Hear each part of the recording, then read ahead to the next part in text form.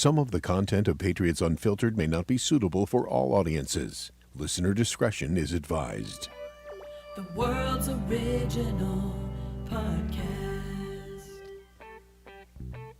Welcome to Patriots Unfiltered. What else could you ask for? Like your number one pick thrown to your number two pick, and mini camp ends, and hey, you're great. You would have told me that night that C.J. Stroud was going to have that rookie year. I would have asked you to pee in a cup for me. I'm going to throw some cold water on Keyshawn. No booty for you. No booty. Let's calm down. You called him the good booty a second ago, though, Evan. You're going back on that.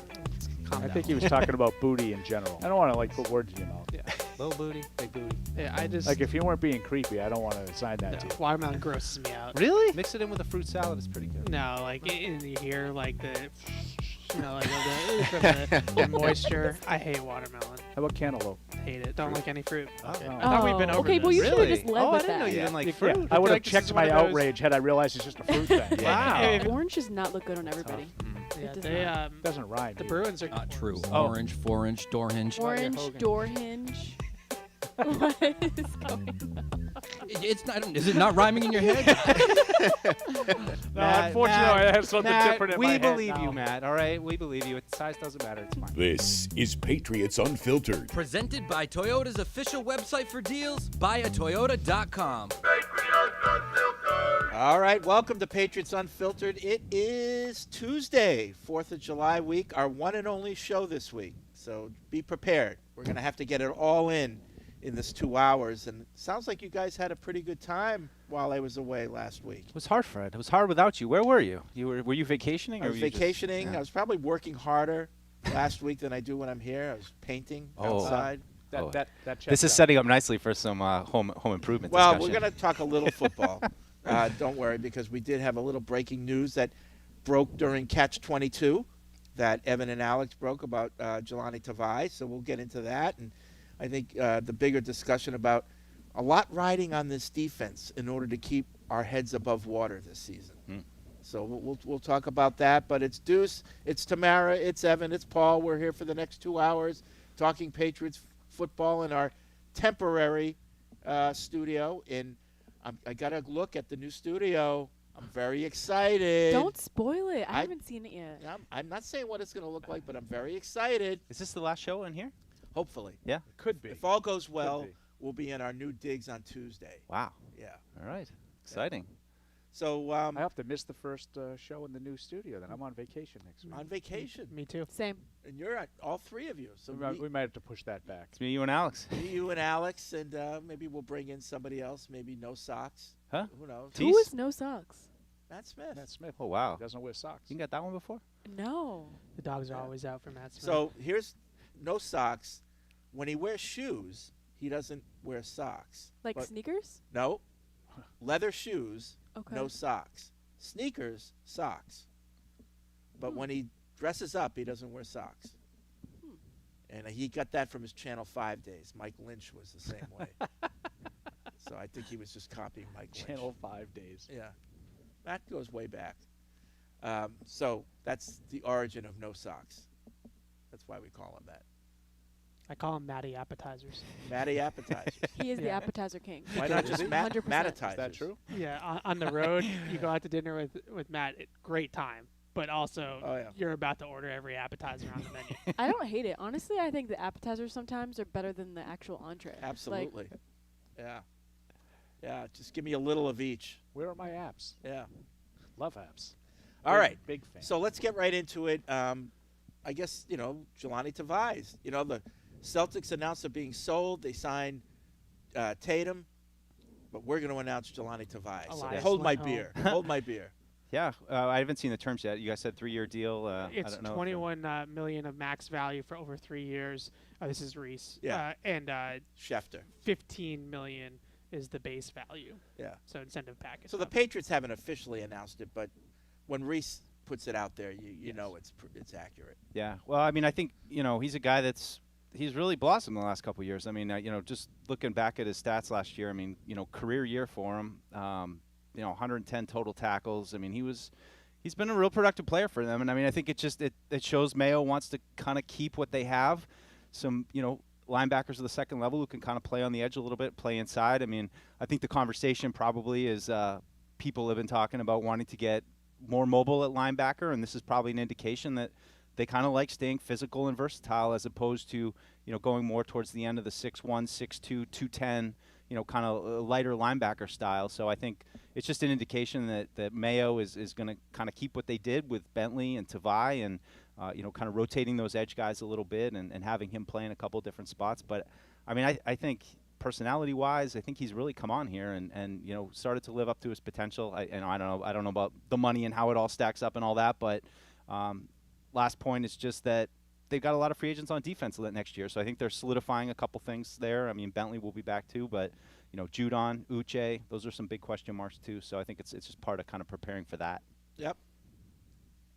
Anything, Paul? I wouldn't disagree with anything Mike just said. I think he's been a solid player for them now for the last couple of seasons. And he's improved. I think off the field, I mean, I know that fans don't necessarily care about that, but I think he's one of the guys you want to reward. You want to keep guys like that in your program, and I think that's important. Probably was important for Mayo and Wolf to have a guy like that who does everything right on and off the field.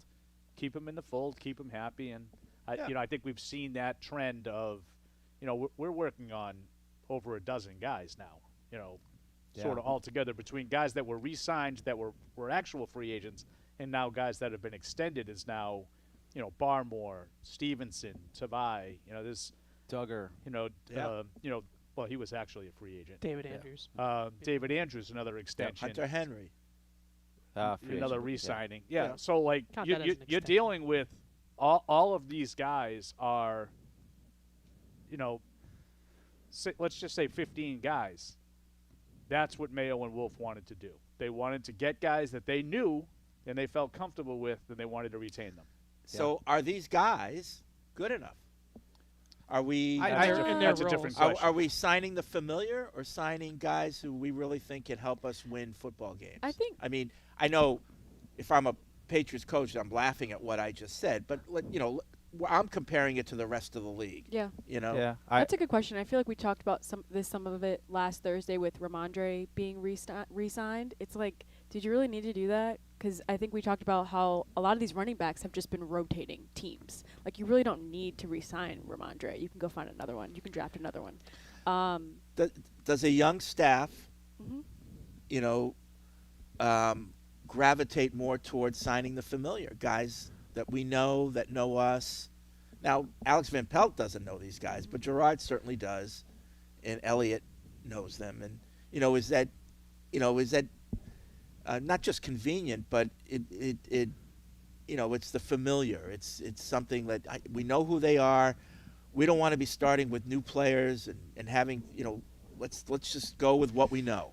I think there's a little bit of that, and I think that was a point that I kind of made on Rhamondre of, next year you could just, as Tamara said, go into the musical chairs of the running backs and probably, pay someone similar, and maybe they're just trying to get ahead of that. On Tavai, I would just say he can play on my defense anytime. There's a handful of guys, him, Peppers, Barmore, Gonzalez, that I think they're ballers, they're players, and I like him. I think he's physical.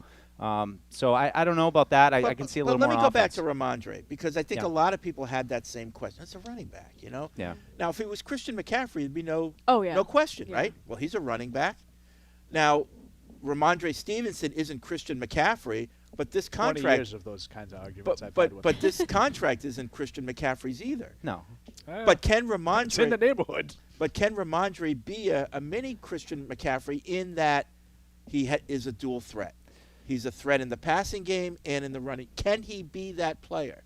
I think a little bit, but I think McCaffrey is another level. He is, and I'm not he's saying got the explosiveness that I think that's what makes him so much more valuable. I think we have seen, examples of kind of Rhamondre with surprising explosiveness and surprising kind of getaway ability. Well, and that's kind of the point. But not. When you have a guy that could be a dual threat, does it make re-signing him more sense than if he was just a running back?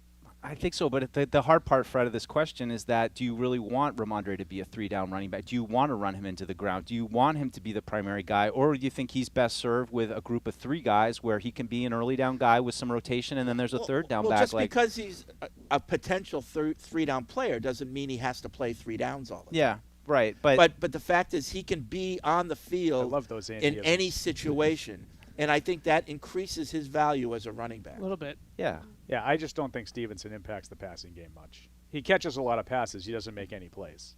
Well, and we had, when you were on vacation last week, I actually ran the numbers, and there are 5 or 6 now, the number is escaping me, running backs over the last 2 years that caught more passes than Stevenson. There's only 5 or 6. It's McCaffrey, Kamara, Rashad White, Joe Mixon, Austin Eckler. I think those are the pretty 5. good company. Okay? They all blow him away. They're all at least a yard more per reception. Yep. They have the minimum of 5 touchdowns in that time. Rhamondre Stevenson has 1.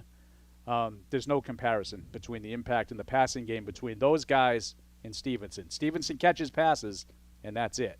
Okay. Those guys catch passes and make plays. If Stevenson had those guys quarterback, would he have better production? No.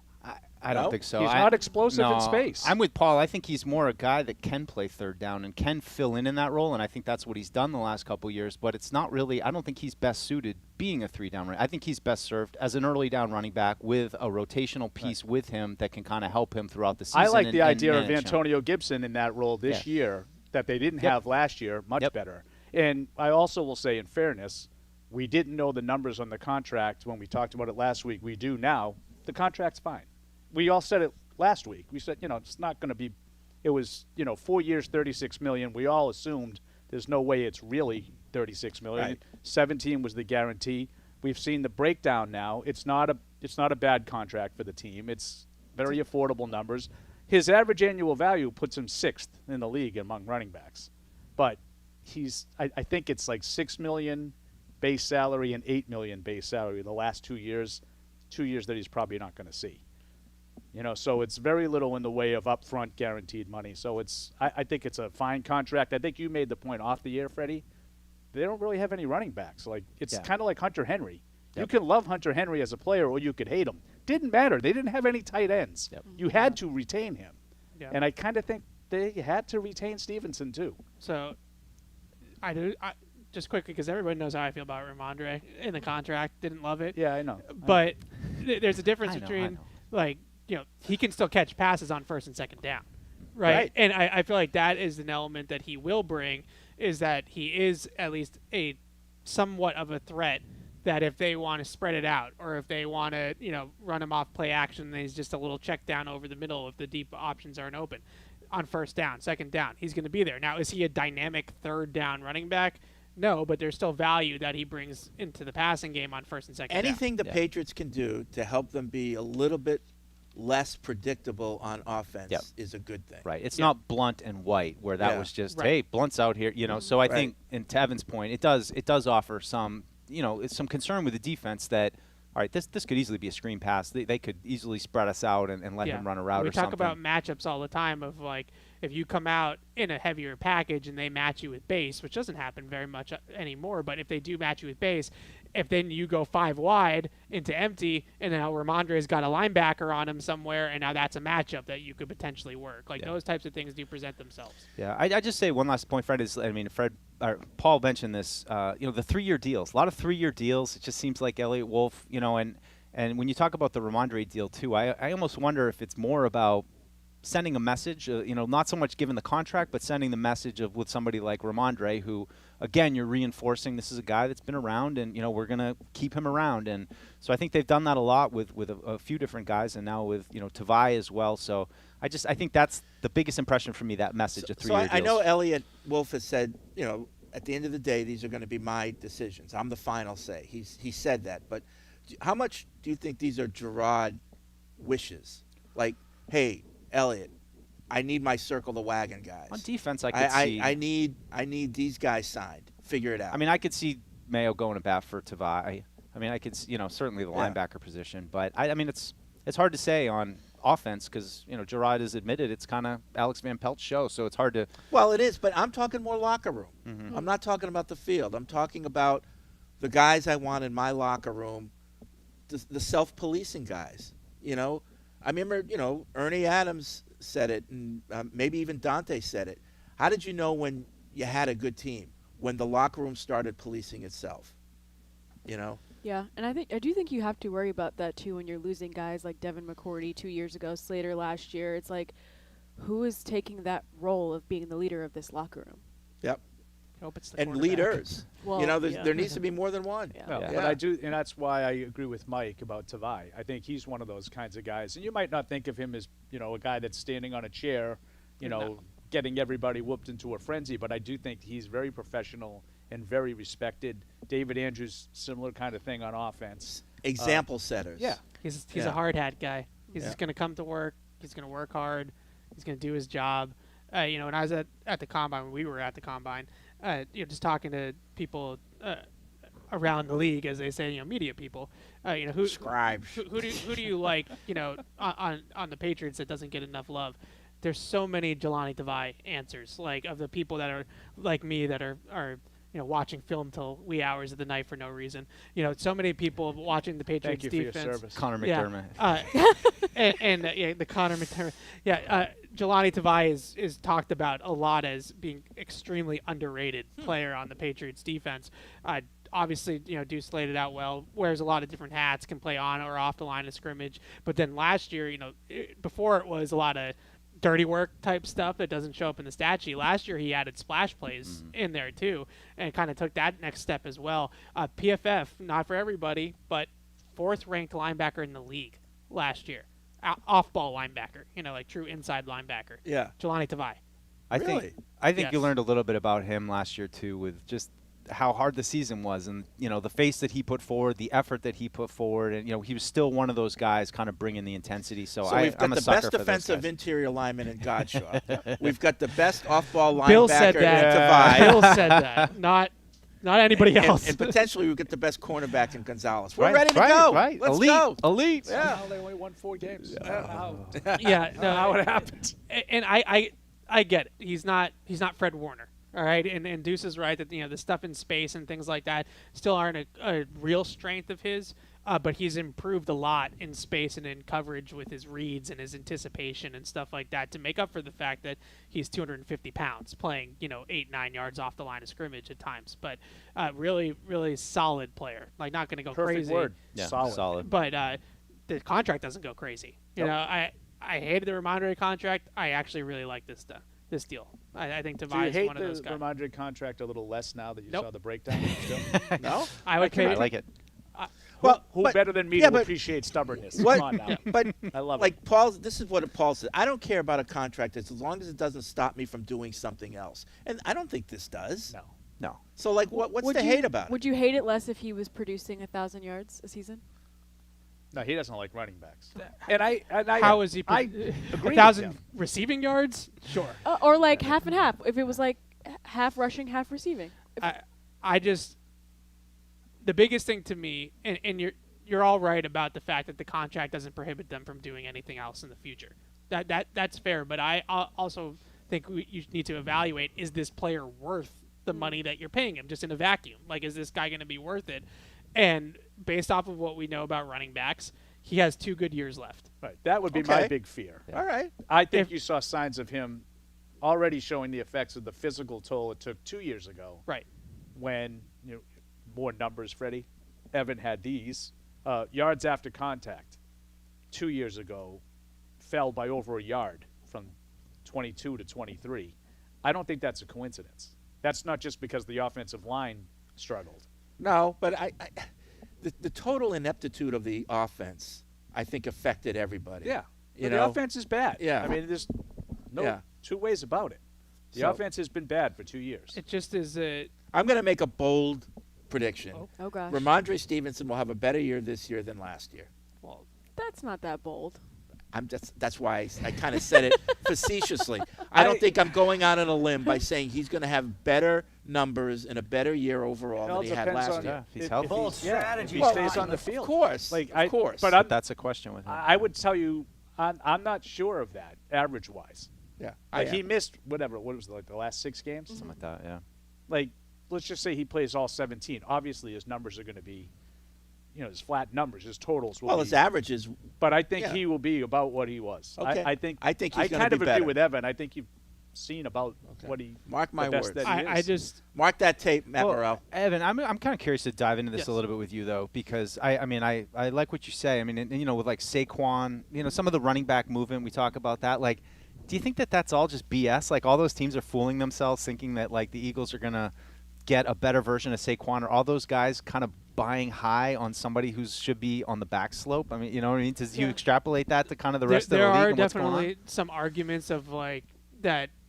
It's scheme dependent, right? So Saquon Barkley on the Giants was the guy that everybody was game planning for every single week. Now on the Eagles, he's going to have A.J. Brown on one side, Devontae Smith, Dallas Goedert. Like, there's going to be other weapons. And a running threat at quarterback. Yeah, and a running threat at quarterback, that there's going to be other weapons that maybe some of the attention's off of him and his efficiency goes back up.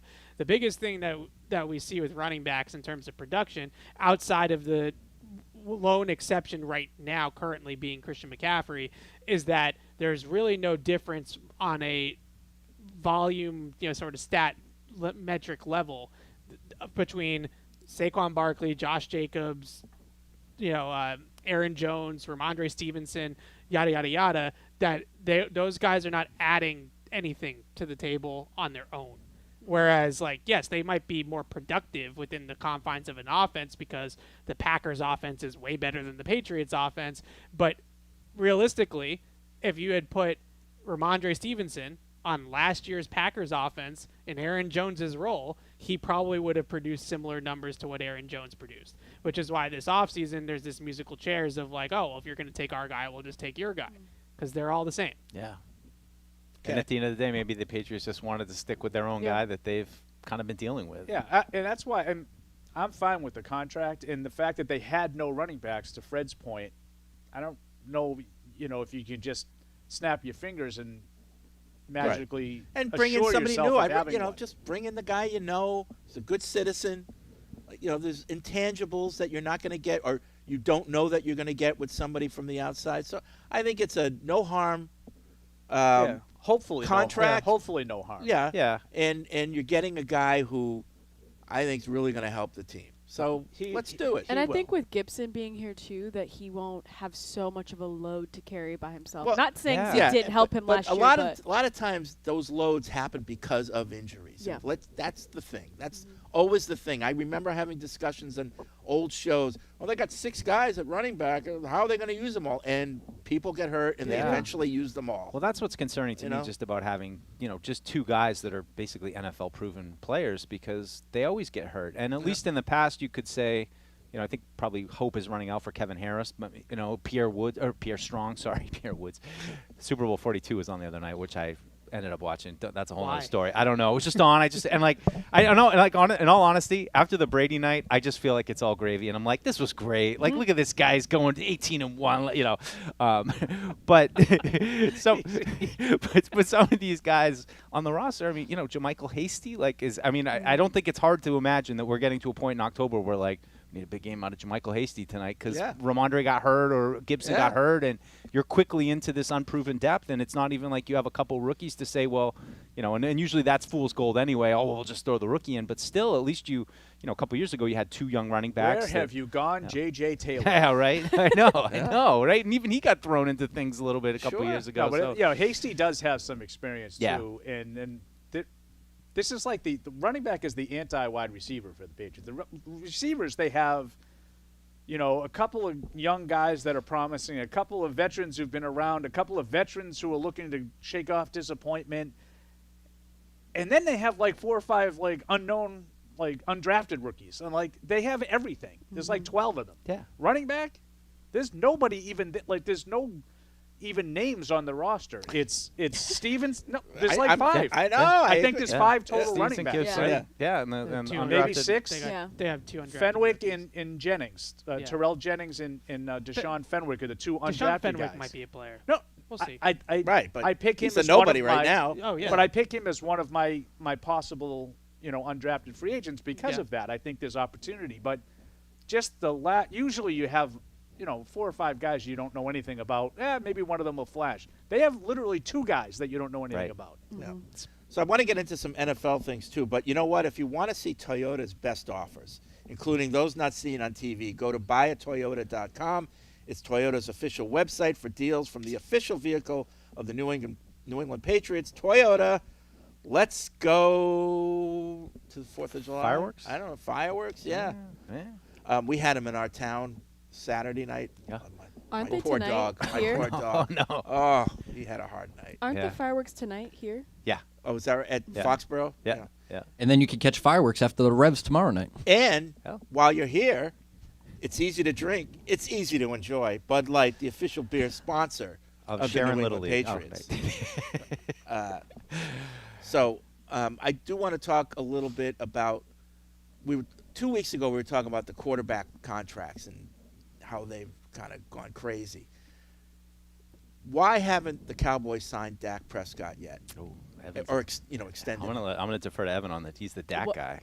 I have no idea. Are they waiting for something, or are they just have cold feet? Jerry Jones. Cold feet. Cold feet. Unless there's the only possible thing that I can come up with is that they know something about Dak's personality behind the scenes, whatever. Is he going to be out there next year? Is he going to be available for a team next year? It's possible. I could see a Kirk Cousins type of thing happening to Dak next year. Mm-hmm. There's nothing on the field. Yeah. Other than what Paul will probably say about winning in the playoffs. But there's nothing. I think that's a big thing. Mm-hmm. There's nothing on the film, though, about him as an actual quarterback and the plays that he makes and Just things his like cadence. that. His cadence, though, that's kind of a.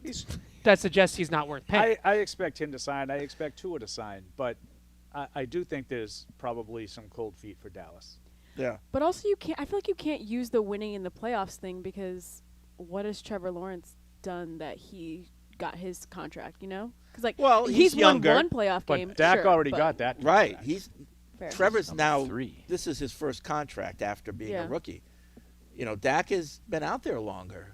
This is now his third or will be his third contract. But also, I'm like, you're not going to get a top 4 draft pick to draft a quarterback next year. And also, we talked about last show that the quarterbacks next year aren't even that great. So you might as well just keep Dak. Mm-hmm. But it's going to be a big money. I think that will happen. Yeah. I do. Yeah. I think that will happen. But believe it or not, they're rolling the dice that if he can't get us over the hump, when he's missed games in the recent past, they've won with a guy named Cooper Rush. Mm-hmm. So if that's all it takes to just win without winning in the playoffs, and we're not winning in the playoffs, then why are we paying him $55 million a year? He's the top 10 quarterback in the league. No, I sort of agree with you. Yeah. I would pay him the money because I think you can do a lot worse. But that would be the argument on the other side. I'm trying to play a little devil's advocate with Jerry Jones. I think he does. I think you said yes with cold feet. I agree. Do you think they're a blank fill-in position away from winning, or is it all because of Dak that they're not winning? I think it's all because of the coach. Well, but to be honest. I think the coach is a problem. But last year in that playoff game, Dak sucked. Yeah. And they fell behind because Dak sucked But they also in the got first half of the game. thoroughly outcoached on both sides of the Yep, ball. By the Packers. they absolutely did. See, that's what I was going to say. You can't blame it on his supporting cast. No, they have enough. He's got players. They have enough players to win. But the coaching has been an issue. They I did agree. a really, really good job schematically of with that offense last year. Especially the second half of the season when they really started to take off. I'll give McCarthy credit for the X's and O's. Like they did some different things and they were able to get the offense. But in game, big games like that, when the chips are in the middle, McCarthy just seems to get a little bit of a. Do you think that Jerry Jones would be willing to keep Dak but switch the coach, or do you think he's just like? Jerry Jones, everyone talks about him being, this guy that you're always on the hot seat, but it takes him a long time to make changes. Yeah, but you know why that is. Because why? He surrounds himself with Bobos.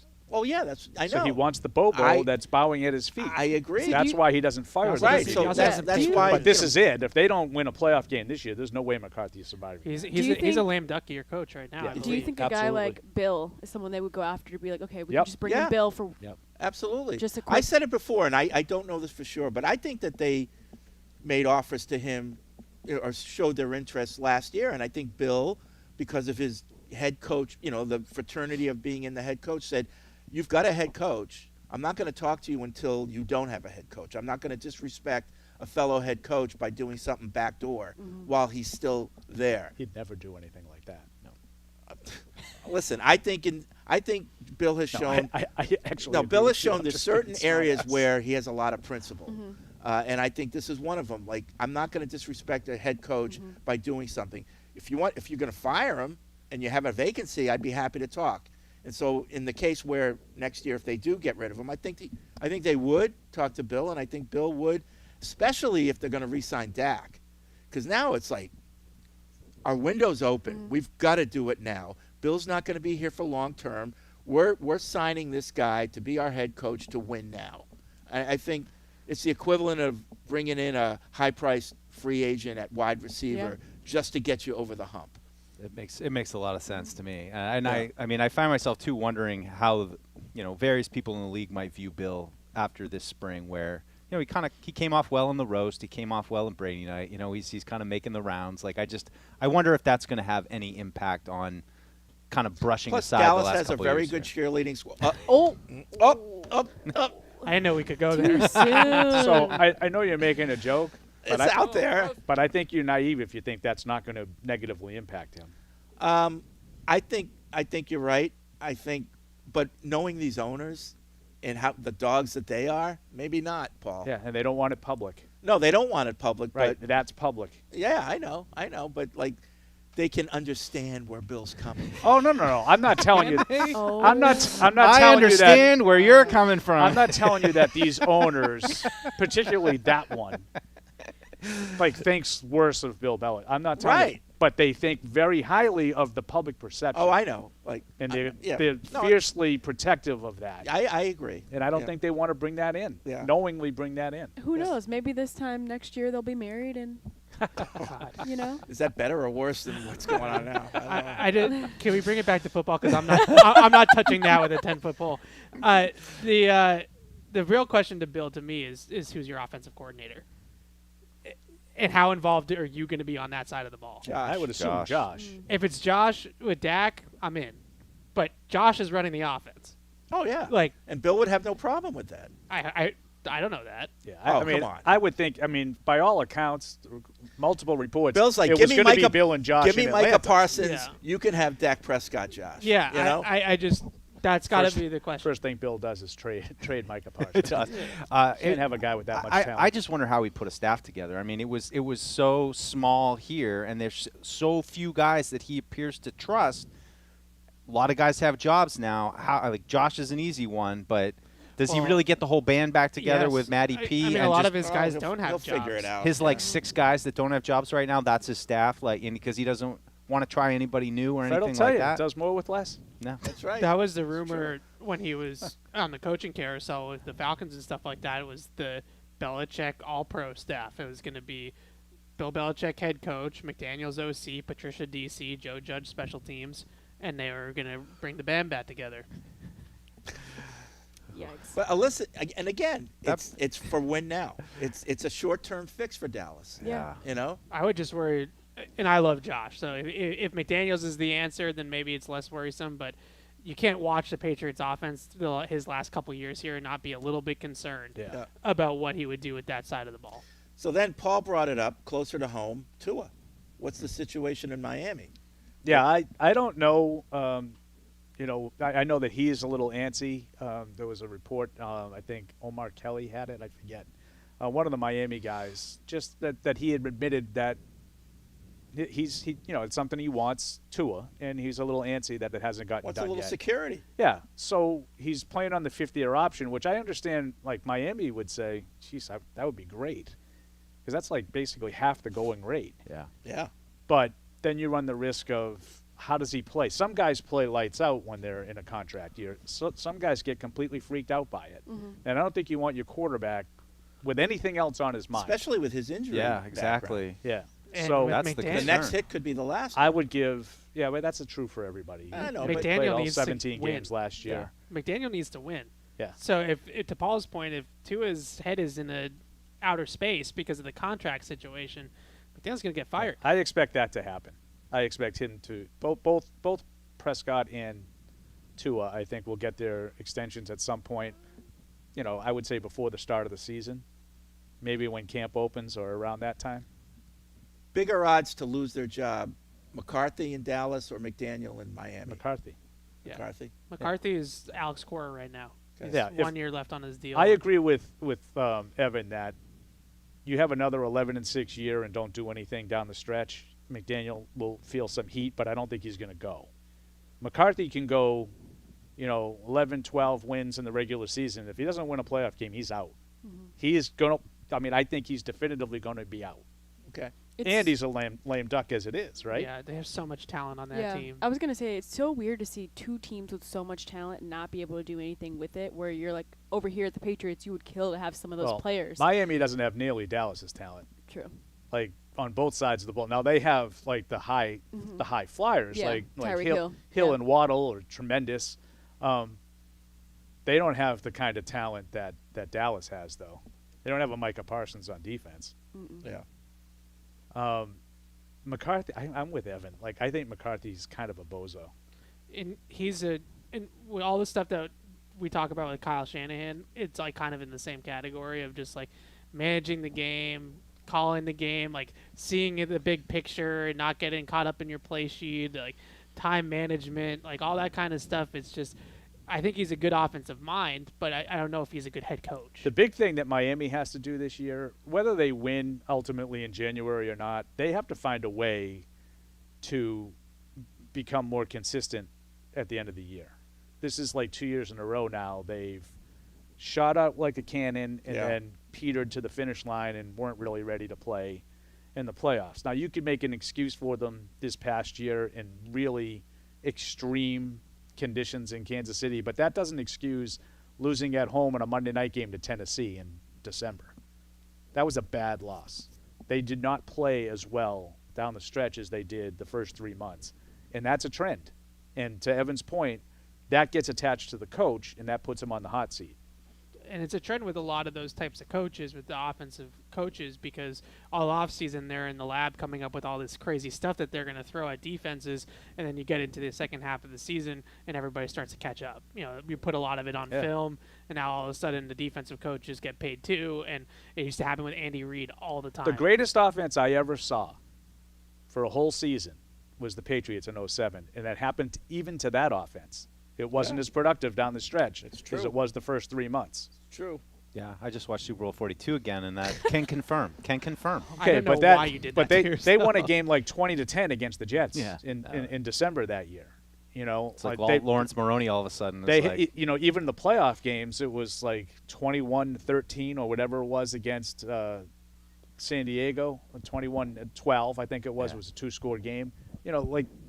I know that you're like 21. That's not so bad, but they were scoring 38 every game. It was the Patriots 07, right? They had like sort of lost 2 touchdowns of production off of their offense down the stretch. Yep. You could just see when Eli came out for that first drive for like Why 10 minutes long. They never got into a rhythm. Yeah. I'm going to yell at him. Why are we reliving this? Sorry. There was nothing else on. What am I going to do? Watch the Celtics parade? I don't know. Yes. That's much happier. 855-PATS-500 is the Ace Ticket hotline. 855-PATS-500. Web radio at patriots.com is the email address. So, Fred, are you interested in buying the Celtics at all? I am. You're going to put in a I think that put a group together, get an offer? No, I think group. Not owning the building is a big thing. I mean, but you can buy your I own remember building. the Krafts were looking into Liverpool before John Henry bought it, and at the time, first it was building a new stadium was a big issue, and then not having a salary cap in the EPL was, we're out. Yeah, I remember that. Yeah, but I think, not owning your own stadium. Now, everyone says that, like, oh, if you have the Celtics, you have to have, your own facility. But I don't know the deal that the Celtics have with the Jacobs in Delaware North. I mean, it could be such a sweetheart deal where they're not paying any rent and they're getting a piece of all revenue that comes in during their games. I don't know that to be true, but if that is true, then maybe it doesn't really it's sound like a Jacobs thing. No. Yeah, And I think events are the thing that you're losing on. Right. And stuff. But maybe they have a great deal where it's not such a bad thing that they don't own that facility. I don't know that. But look at all the money we make on all the the concert season and everything. Yeah. I can't imagine Jacobs is sharing that with. Oh with yeah, no, Wick. I'm just talking about for our game. Celtics games they get to share. The Celtics games they probably make some money, but there's so many. That's a huge amount of revenue lost. Yeah. Are people saying that someone might buy the Celtics and not play them at the Garden anymore and make their own facility? Yes. Build a stadium. Well, that might be I think part it of makes all the sense I didn't mean in the to call it world. the Garden. I know it's not really the Garden. Well, it's the know, Garden. It is. Well, but I was thinking about that. Comparing the contracts that the Celtics are going to have to pay by next year into 26 compared to this NFL salary cap. NFL salary cap's like what, 260? Yeah. Something like that. And the Celtics are going to paying close to $500 million in salary for 12 guys. Yep. That's crazy. Right. It's crazy. I get it. It's 82 games, but still. Yeah. I think one of the thing, not to go on a whole thing about the Celtics, but I do find that this part of it pretty fascinating because from a business standpoint, Wyc Grousbeck is losing money because the roster is just getting incredibly expensive. The Celtics are now going to be a second apron team starting next year, so the luxury tax bill is going to be incredibly expensive. And Wyc Grousbeck is not the richest man in the world. Right. He's got a lot of money, of liquidity. Yeah, but he's not a billionaire. So he doesn't have, Saudi money. He doesn't have, Walmart money. He doesn't have that kind of money. So just realistically, and they don't own the stadium. So there's no revenue source from the stadium. So realistically, he can't afford the team anymore in a long-term play. He can't afford the team anymore. So he doesn't really have a choice. I think a lot of people are like, oh, he's selling high. In 5 years, he's going to be bankrupt. He can't afford the Let me team. ask you a question. Let's just say, I know you can't have it, but let's just say an NBA team had every one of their players on a max contract, whatever that adds up to. Yeah. Are we saying that in the NBA, your TV revenue and all the revenue that you get, tickets and all that, doesn't pay for that, and that any NBA owner with a high payroll has to dip into their own pocket? Is that what we're saying in the NBA? For the most part, but they're hoping because that's not the case in the NFL. Right, they're hoping. So they have there's a new TV deal that's kicking in like a year or two. Yeah. That is supposed to be 3 times what they resemble an NFL style TV package. That's gonna do what you're doing. You're saying in terms of paying the contracts, but it's not the NFL, so it's not going to be quite as much money. But the bigger problem, for the Celtics, is that they don't own the stadium, so that's not a big revenue source, and the regional sports networks like NBC Sports Boston are cratering. Right. So for the NBA, really the only hope that they have to really make teams super profitable, other than selling, is probably to go to NFL style, where it's 4 stations have all of the games, and you just regionally we get the Celtics because we're in Boston and whatever. So that being the case, why are the Celtics valued? And I don't know where this comes from. At $5 billion. That's NFL valuation. Why without? I can understand NFL valuations because it's stadium, it's TV revenue, it's all that stuff that all you do is roll out of bed and you make that money if you're an NFL owner. I get that valuation. Why are the Celtics so high? Well, they do have a lot of brand recognition. They have the iconic name. Okay. They're the Boston Celtics. It's a good question. I think the actual. Is it a false valuation? I think it's low. And it's low? From listening to people talk about it. Daniel. What's the sports? Daniel Kaplan. Is that his name? Oh yeah. Sports Business Journal. Dan Kaplan. Dan Kaplan. That's his name, right? Yeah. I heard him talking about that this morning a little bit as I was driving in, and he said he felt like it. It's hard to know. These things there's a lot of estimating that goes into these valuations. Yeah. But if he had to guess, it's probably a little low. But it's going to change because of the stuff that Evan talked about with the aprons and the taxes. Not every team has guys that are on these max deals. The max isn't the same for everybody. Jason Tatum's max is higher than Jaylen Brown's max because of his All-NBA and accolades in the past when he got the accolades. Right. That's why I think he's 314 and Jaylen Brown's is 285. Yeah. So, and I know that sounds ridiculous, poor Jaylen Brown. What's $30 million? But they're on the hook for $600 million, and that's guaranteed money. That ain't NFL money where it's in 2 years you can offload the contract, right? They are on the hook for $600 million.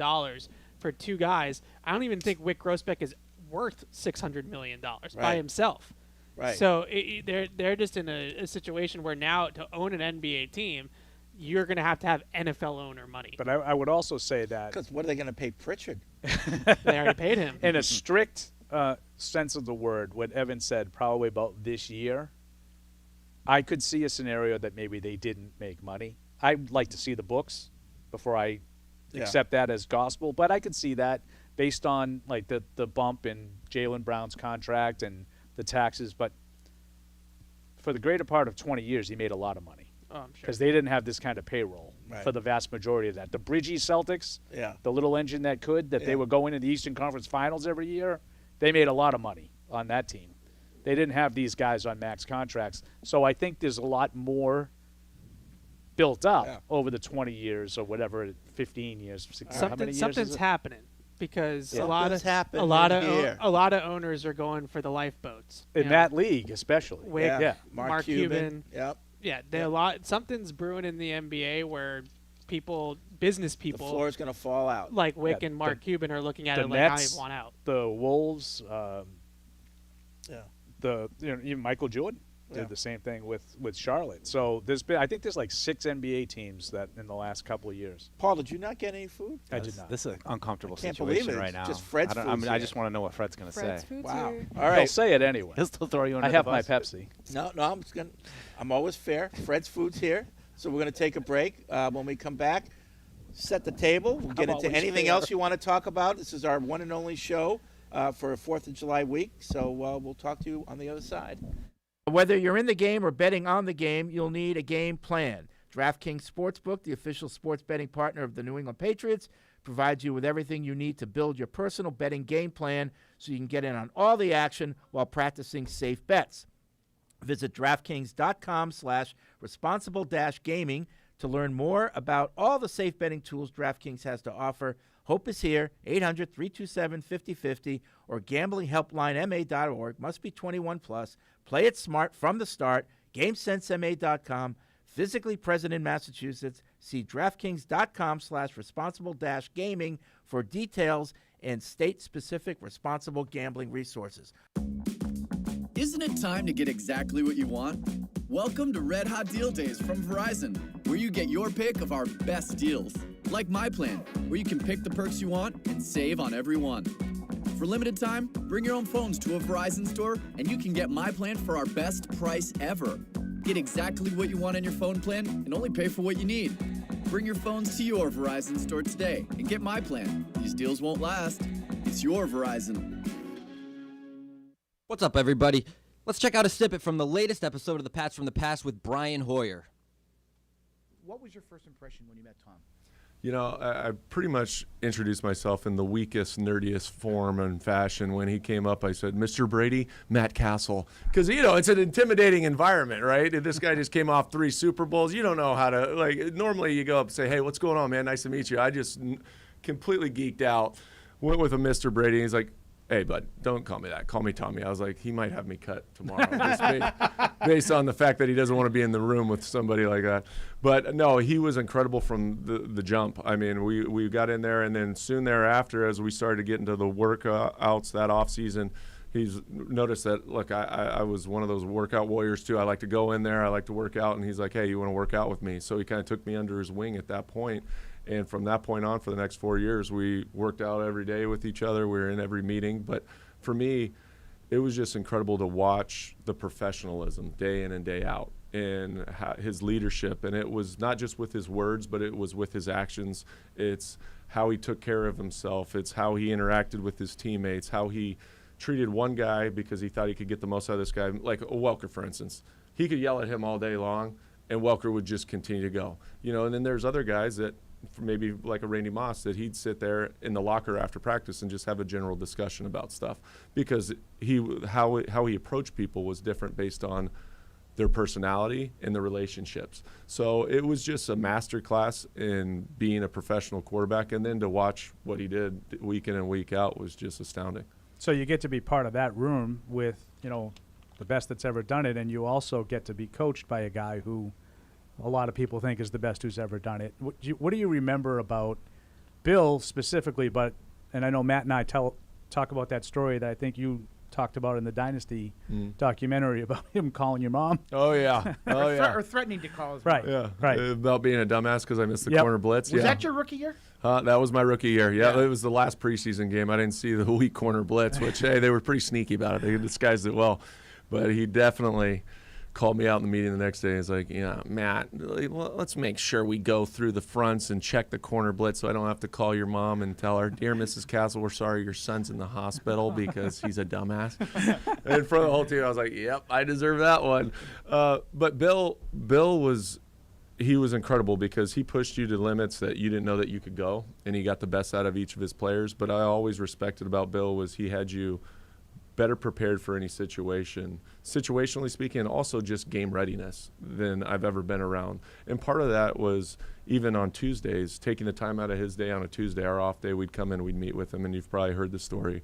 We sit down, go through every personnel in their defensive back end, safeties, corners, strengths, weaknesses, summarize who they are, then even maybe a potential matchup on linebackers.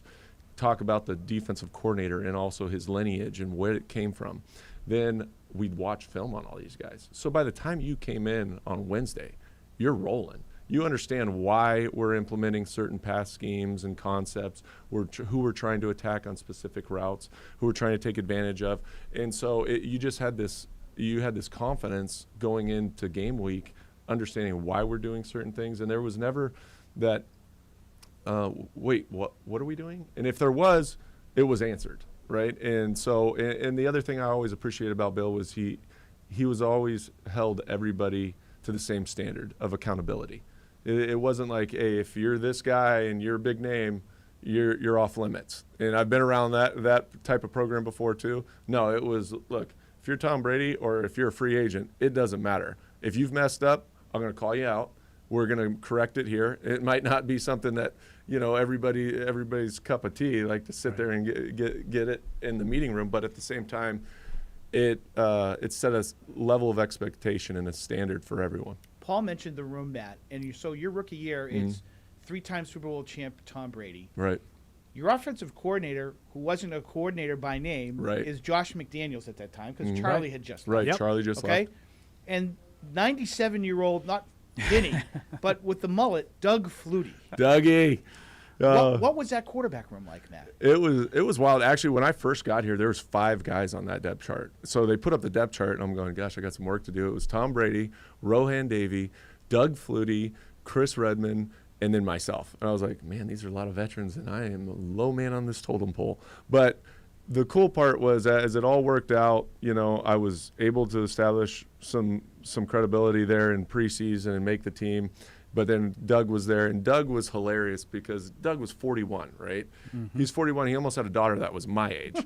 He would drive into the facility and have this huge Trans Am with this eagle on the front of it, like living in the 80s. Oh, he's still like that, by the way. He's beautiful. And he's like a little kid, though. He would talk about he'd play in this hardball baseball league on the weekends. He'd go down to Fenway all the time to shag balls. With his glove. With his glove. I mean, he loved it. And so the stories were just unbelievable day to day.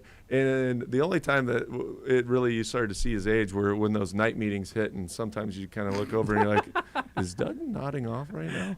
I think he might be. He's like, gosh, I feel you. Now I'm 42, and I'm sitting there. I can't believe he was still playing at that time. I remember this, and you're never going to remember this. Well, you remember the drills, but I remember doing a video story, because I was intrigued. Who am I? I'm a moron. But every game, pregame, Castle and Flutie would do this contest, an accuracy contest, where they'd be sitting there and they'd try to hit the goalpost. The crossbar, right? The crossbar game. I didn't know that. I remember that. And it was so cool to see you guys like really competitive. Like, hey, these might be the only throws we're going to get all day. But you were really into it. And was it was an accuracy test? There was an accuracy test. So you tried to hit the crossbar. We'd start at the 15-yard line, go back to 20, 25, 30. I think we might have even got to about the 40 is when and whoever collectively hit the crossbar from all those spots won, and we do it before every game. It was just a fun little ritual, and it was something that he just was like, hey, Cass, let's play. And I was like, all right, let's do it. And then it started to become a tradition where we did on every pregame we'd go out there and throw. So awesome. So most Patriots fans would probably say the most memorable thing that Flutie did was the game that he had, he The drop kick, right? Yeah. So that game is really memorable for Matt and I, also because you played a big role in it at the end, right? I did. So that finale against Miami. Set the stage. I'm trying, guy. I could set it for you too. So he can speak for himself too, but it was sort of playoff seeding at play, and I know that Bill Belichick would never, maybe intentionally, not want to win a game. But it certainly seemed we tied the game in the last minute or so. You took them right down, the clock. And the 2-point conversion to tie the game. Well, Bam we Childers. get within 2. Oh yeah. See, I didn't remember Bam Childers. No, but the other thing is that I remember because I remember looking at the tape, is the sideline tape is they score immediately. They bring the huddle over the field, and there's Bill, and there's Tom, and everything they're talking about, and it's like, it's obvious that they want to talk about this, and it's not like necessarily what's the best play to score here on. No, you know what the interesting part was it was a 2-point play that we had practiced. It was a go on the outside, and Bam was supposed to set him up, stab inside, and come out, and it was a sprint out. And they basically were having a conversation. You like this play? I was like, let's go for it, because we knew that they were going to pressure us, right? Because that was Saban's mentality. Right. And so it was more of a movement play instead of sitting back there and having to throw like a fade route or something. And he was my number one read. And I'll tell you what, I came out, I saw him wide open, and my eyes got big, and I sailed that ball. And everybody still to this day says, Coach Belichick, look, our seedings weren't going to improve. Tell us the truth. Throw it over his head. No, he honestly called that play to score. I don't think there was any part of him that did ever even considered, let's throw this away. He never said that to me. That's a good soldier. When someone accidentally threw away the school play costumes, oh no! Replacements were shipped with FedEx, and with picture proof of delivery, everyone could focus on the perfect opening night. FedEx, where now meets next. For residential delivery only. And now, great moments in history. But that's my point. But they didn't. I think Levy caught the wave there. He had a great team, great players. They were. Oh my God! Whoa. Sorry. Whoa! They the were most unnecessary one ever. Right, that came out of nowhere. They were loaded. We'll get that on post. That's another great moment from Patriots Unfiltered. Hey, Deuce, are you hosting for the 4th of July? No, I don't think we're doing anything actually, Fred. But, well, if you but are, let's pretend I am. If you are, there's always room for one more when you snag a sectional. So I guess that's a sofa, right? Yeah. Yeah, there's always room for one more when you snag a sectional during Bob's Discount Furniture for 4th of July. So there's a lot of alliteration I had to do with it on these. Thursday, Fred, I know. Shop your choice of feature pack sectionals starting at just $799 with everything you need to party in style this 4th of July, like built-in bookshelves, pop-up sleepers, charging ports, and cup holders. So stop by and get ready for the 4th with Bob's Discount Furniture, the official furniture store of the New England Patriots. I'm looking for outdoor cushions. Mm-hmm. So, Bob, if you're listening, you help me out, that are completely waterproof. Yeah. I mean, just pressure wash them off. Water doesn't no get problem. in because the cushions I have now, you have a heavy rain like we've had lately, and they get full of water, and you have to tilt them upright and wait for the water to drain out and all that stuff. I want 100% waterproof outdoor cushions. So I looked them up. They're expensive. Sure. They're like $150 to $200 per cushion. Plus, you probably have to get them custom fit to your furniture. Well, if they're not, right? My furniture's pretty standard, Yeah, but that's I need Bob. Hook me up. I feel like with that though, I would pay that much for it because I feel like it'd be worth it. So I have a couch that has 3 cushions and 3 backs. Then I have 2 chairs that have a cushion and a back. Oh, so that's 6, 8, 10. So I need 10 cushions. Do you have a? That's over $1,000 in cushions. True.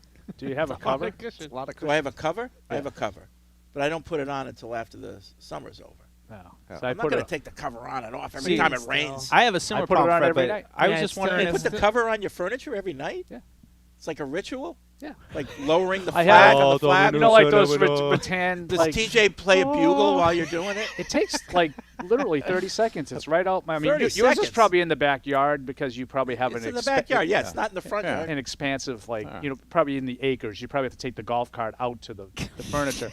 I just have a little deck off, off the back, and there's a sectional. Yeah. Like a L. Yeah. So the cover just goes over it. It takes 15 seconds. Okay. And if it rains that night, I have a cover. My cushions don't get wet. I have a cover for everything. I have a cover for the well, table. then you're all set. But I'm not doing that. What about a every night. cushion box? Just a takes box more. for your cushions to store your cushions, Tamara, and you then they can stay only do dry. so It has to much be a to big help 'em. box. Yeah. Like I said, it's 10 cushions. Yeah, it's a lot of cushions. Yeah. A lot of cushion for the You need a cushion. shed. Need a shed. Yeah. Well, that's where the stuff goes in the winter. I would just rather Do you have. leave it all out in the winter, too? No, well, I'd put covers over it. Yeah, see? You got to bring it inside and protect that. Bring what inside? All the furniture? Where am I going to put it? Well, evidently, Well, there's no- someone has a lot more furniture out there than the normal person. Like I said, I have a Just- couch. it's 10 cushions. 10 I have cushions. 2 big chairs, and I have like a coffee table. Yeah. No Yeah, I cushions. put it all goes away in the winter. I don't want it exposed to the elements. That's right. Prolong the life of it. Yeah. There you go. Need a shed. I don't know. Shed. Well, put- it sounds I like put it in since the you're shed. leaving all your stuff out all year long, you should just pay the 100, 150. But it's for the- waterproof enough. I don't know. I mean, you're leading like all conditions. You're Right. gonna get ice and.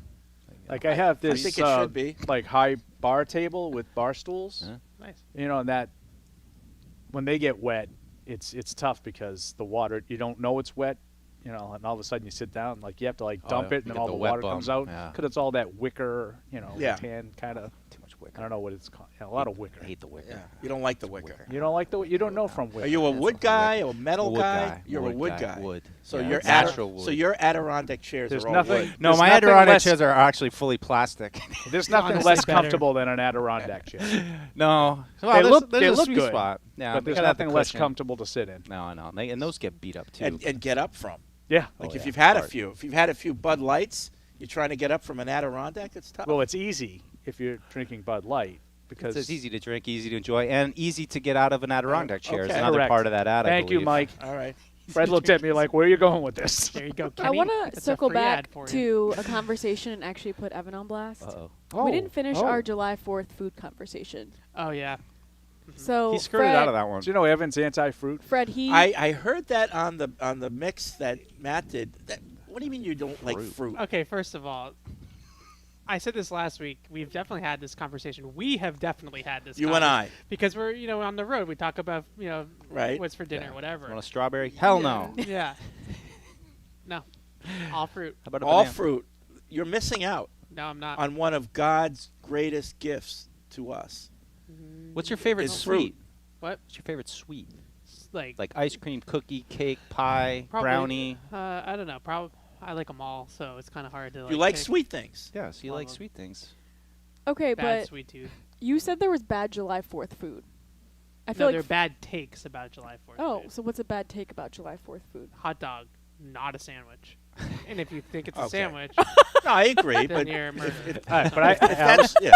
Then you're a murderer. But that's not a 4th of July take. That's just a Yeah, food but take. it just comes Okay, up what's at the another 4th one? of July. All of a sudden, I got a little. See, I was with busy. Tamara. I thought you had like very Food. specific Yeah. do's and don'ts for July 4th Yeah. food. Yeah.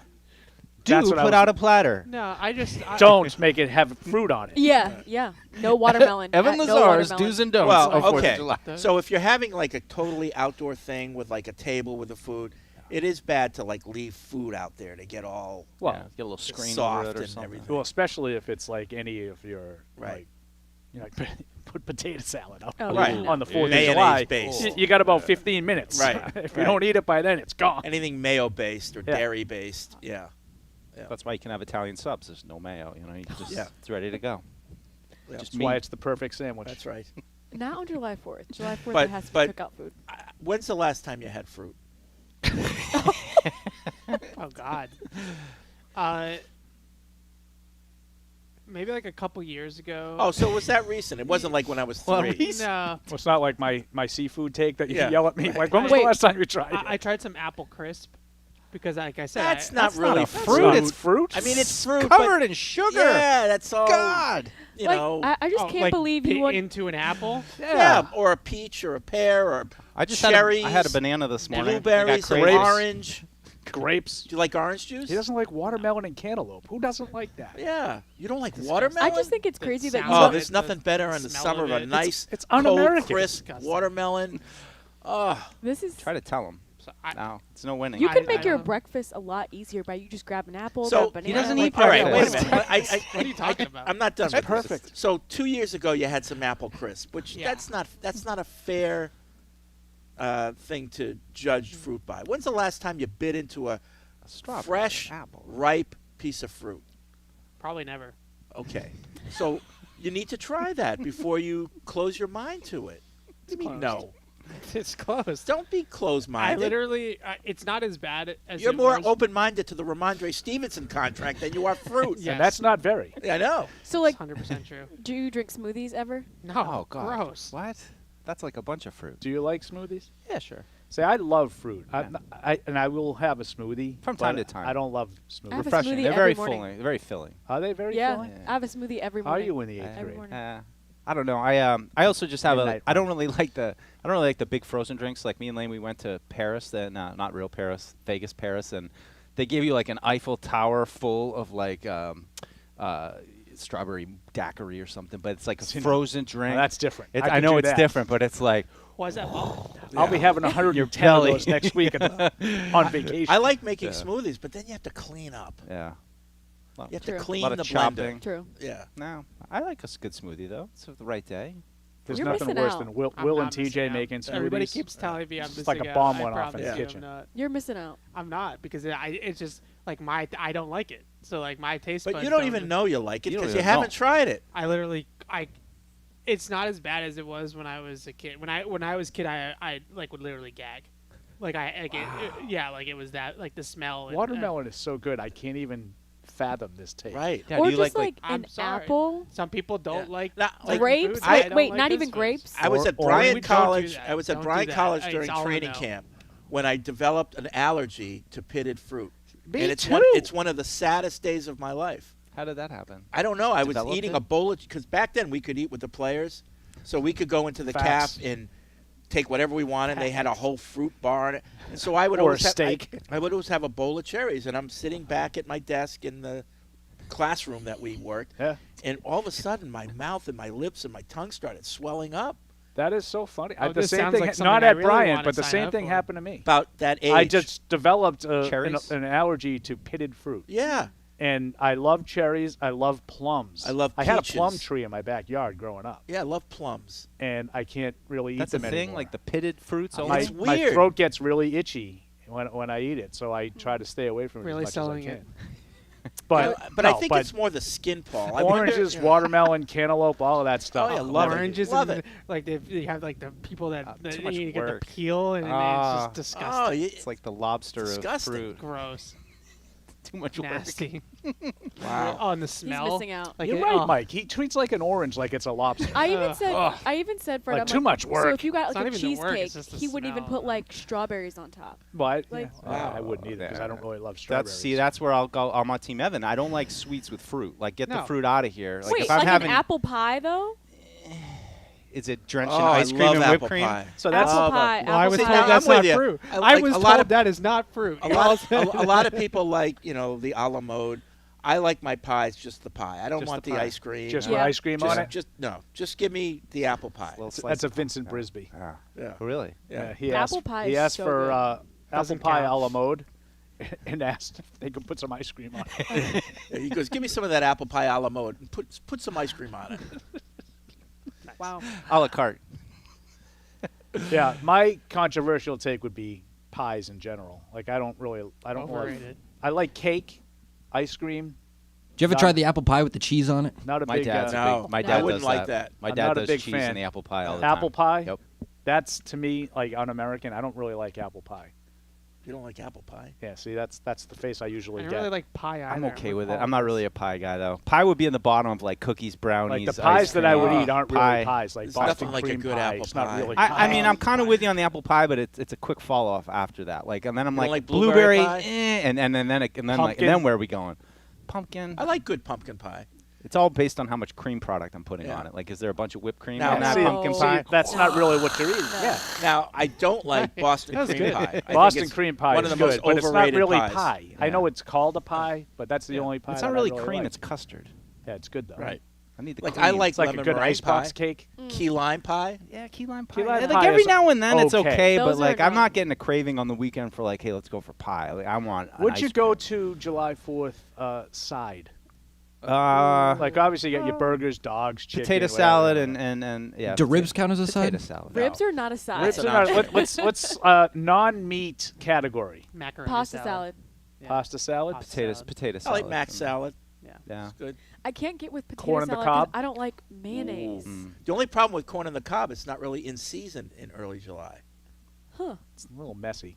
Yeah. Oh, Not it's a so big good corn. though in like August. Corn on the like, cob is later in the I summer. have a hard time eating it too. the fresh corn on the cob. Yeah. Yeah.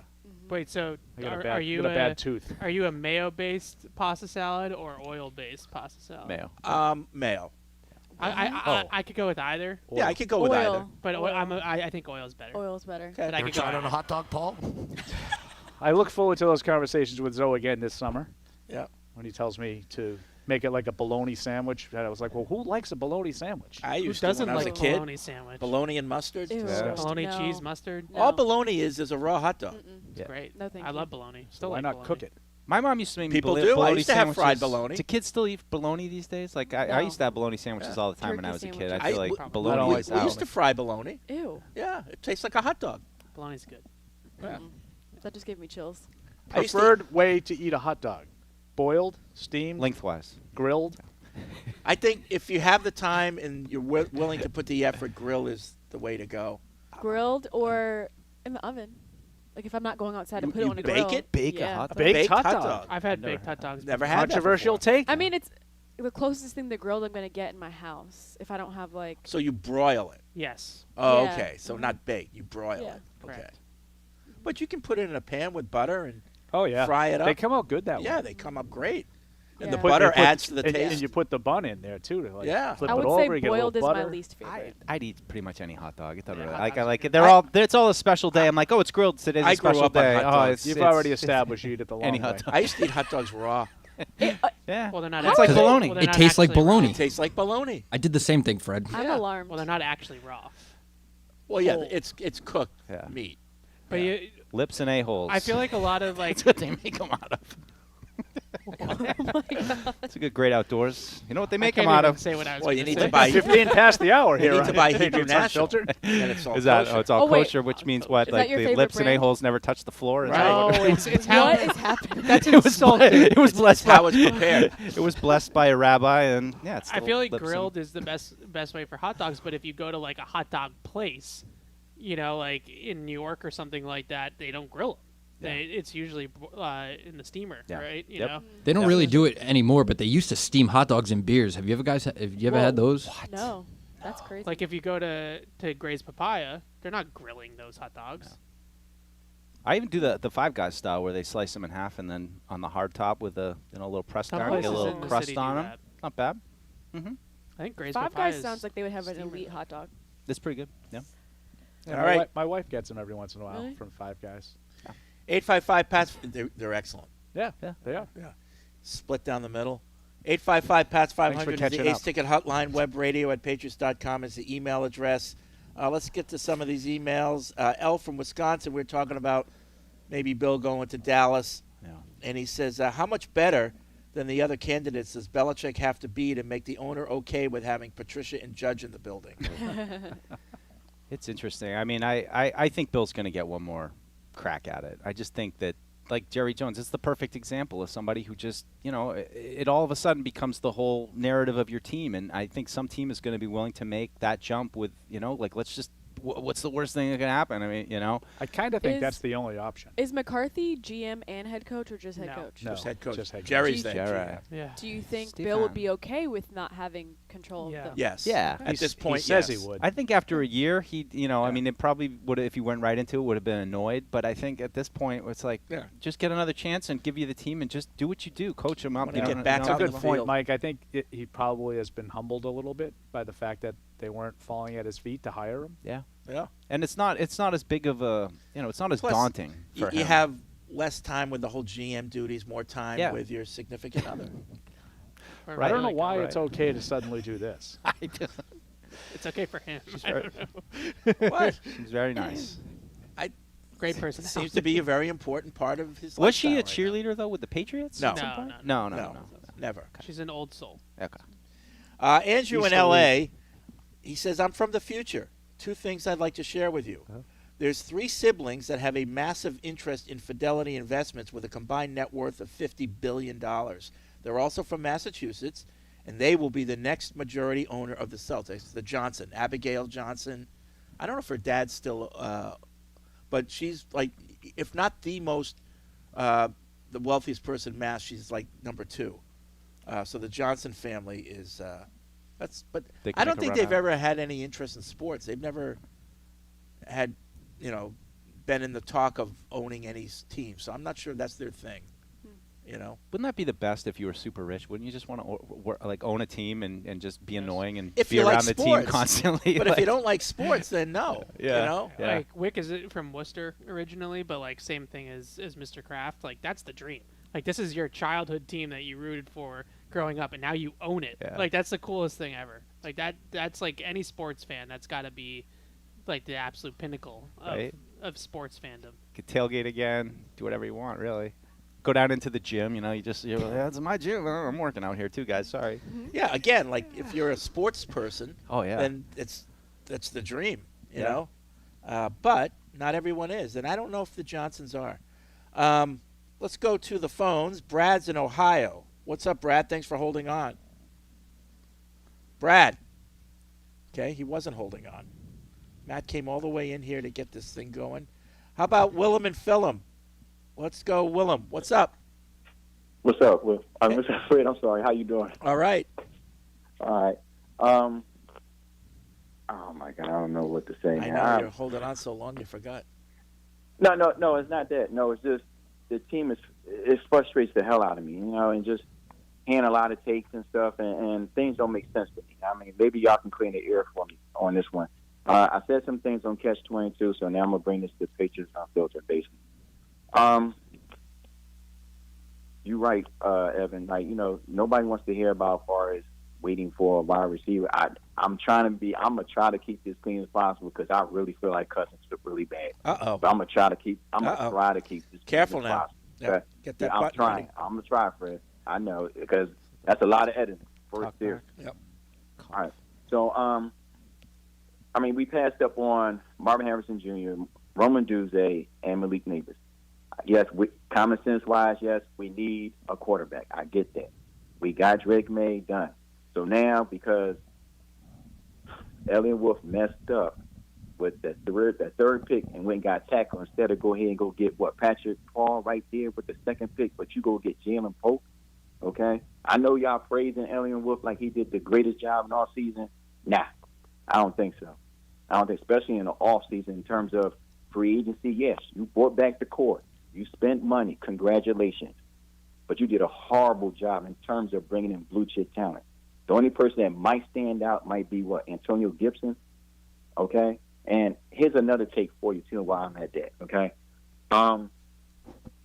Evan wants us to wait till 2025 or 2026 or whenever to get a receiver. You do have an owner named Mr. Kraft, right? He is getting up in age, correct? Yep. I don't think he will even prove or something like that. Not that I know of. Your season ticket holders too. Some of them might be up in age too. I don't think they want to wait till 2026, Evan, to get DK Metcalf. And then not to mention, you talking about giving up a first round pick, but then yet we need a tackle too because Elliott Wolf dropped the ball on that because we have a tackle that they ain't played left tackle since high school. What are we doing? And it's just we in a 5-year rebuild, right? Well, it's 5 years now, okay? I mean, we've been waiting long. When is the right time? You had DeAndre Hopkins in your facility. You let him go. You had a chance to get a lot of receivers. There's a lot of chance the Patriots could have got one. Bill didn't want him. When is the right time, fellas? When is the right time? Ladies, too. When is the right time? Well, I think, yeah. And thanks for the call, William. Did they get everybody that they could have gotten this offseason? Probably not, but I think they're trying to be pragmatic about things, and maybe we dodged a bullet by not getting Calvin Ridley, or I don't know, but the tackle one is an issue. That's a big one. I think they need to address that, and if maybe they have, but it's. I don't think that the offseason has been perceived as being great or terrible. I don't really see a lot of people very passionately defending or criticizing what they've done. I think a lot of people have sort of talked about how we did in the first 45 minutes of the show today of, clearly it was important for Mayo and Wolf to retain, a nucleus of guys that they were comfortable with and they wanted to keep around to try to establish what they want to do, their culture, their leadership structure. But William made the point just then in passing that, I know everybody's, applauding everything that Elliott Wolf has done. I haven't really heard a lot of that. And to the flip side. There was a time that a lot of people were on the Elliott Wolf bandwagon. Yeah, I'll get to that in a second. Okay. But on the flip side, we've gotten a couple of questions in the mailbag this week. Why is everybody killing Elliott Wolf? I haven't seen any of that either. Right. Yeah. No, I certainly haven't seen that. I haven't really seen a lot of criticism of all of these moves. Now, in a vacuum, you can say, I like this one, I like this one, I like this one. Evan, I'm not really sure about the Rhamondre Stevenson. Me, I've been a little bit critical of the Kendrick Bourne one, as an example. But I haven't seen widespread criticism of the offseason and Elliott Wolf in particular. Have you guys? No, and I guess the way I look at it is stopping the bleeding. Like that felt like what they had to do this offseason. They had to stop the bleeding from this team that was going down the drain for the last couple of years. You had to reestablish, look, here's the handful of players that we like and that we think we can work with. I understand William's point because you go back to like, all right, is the rebuild been going on since 2020? So are we now in year 5?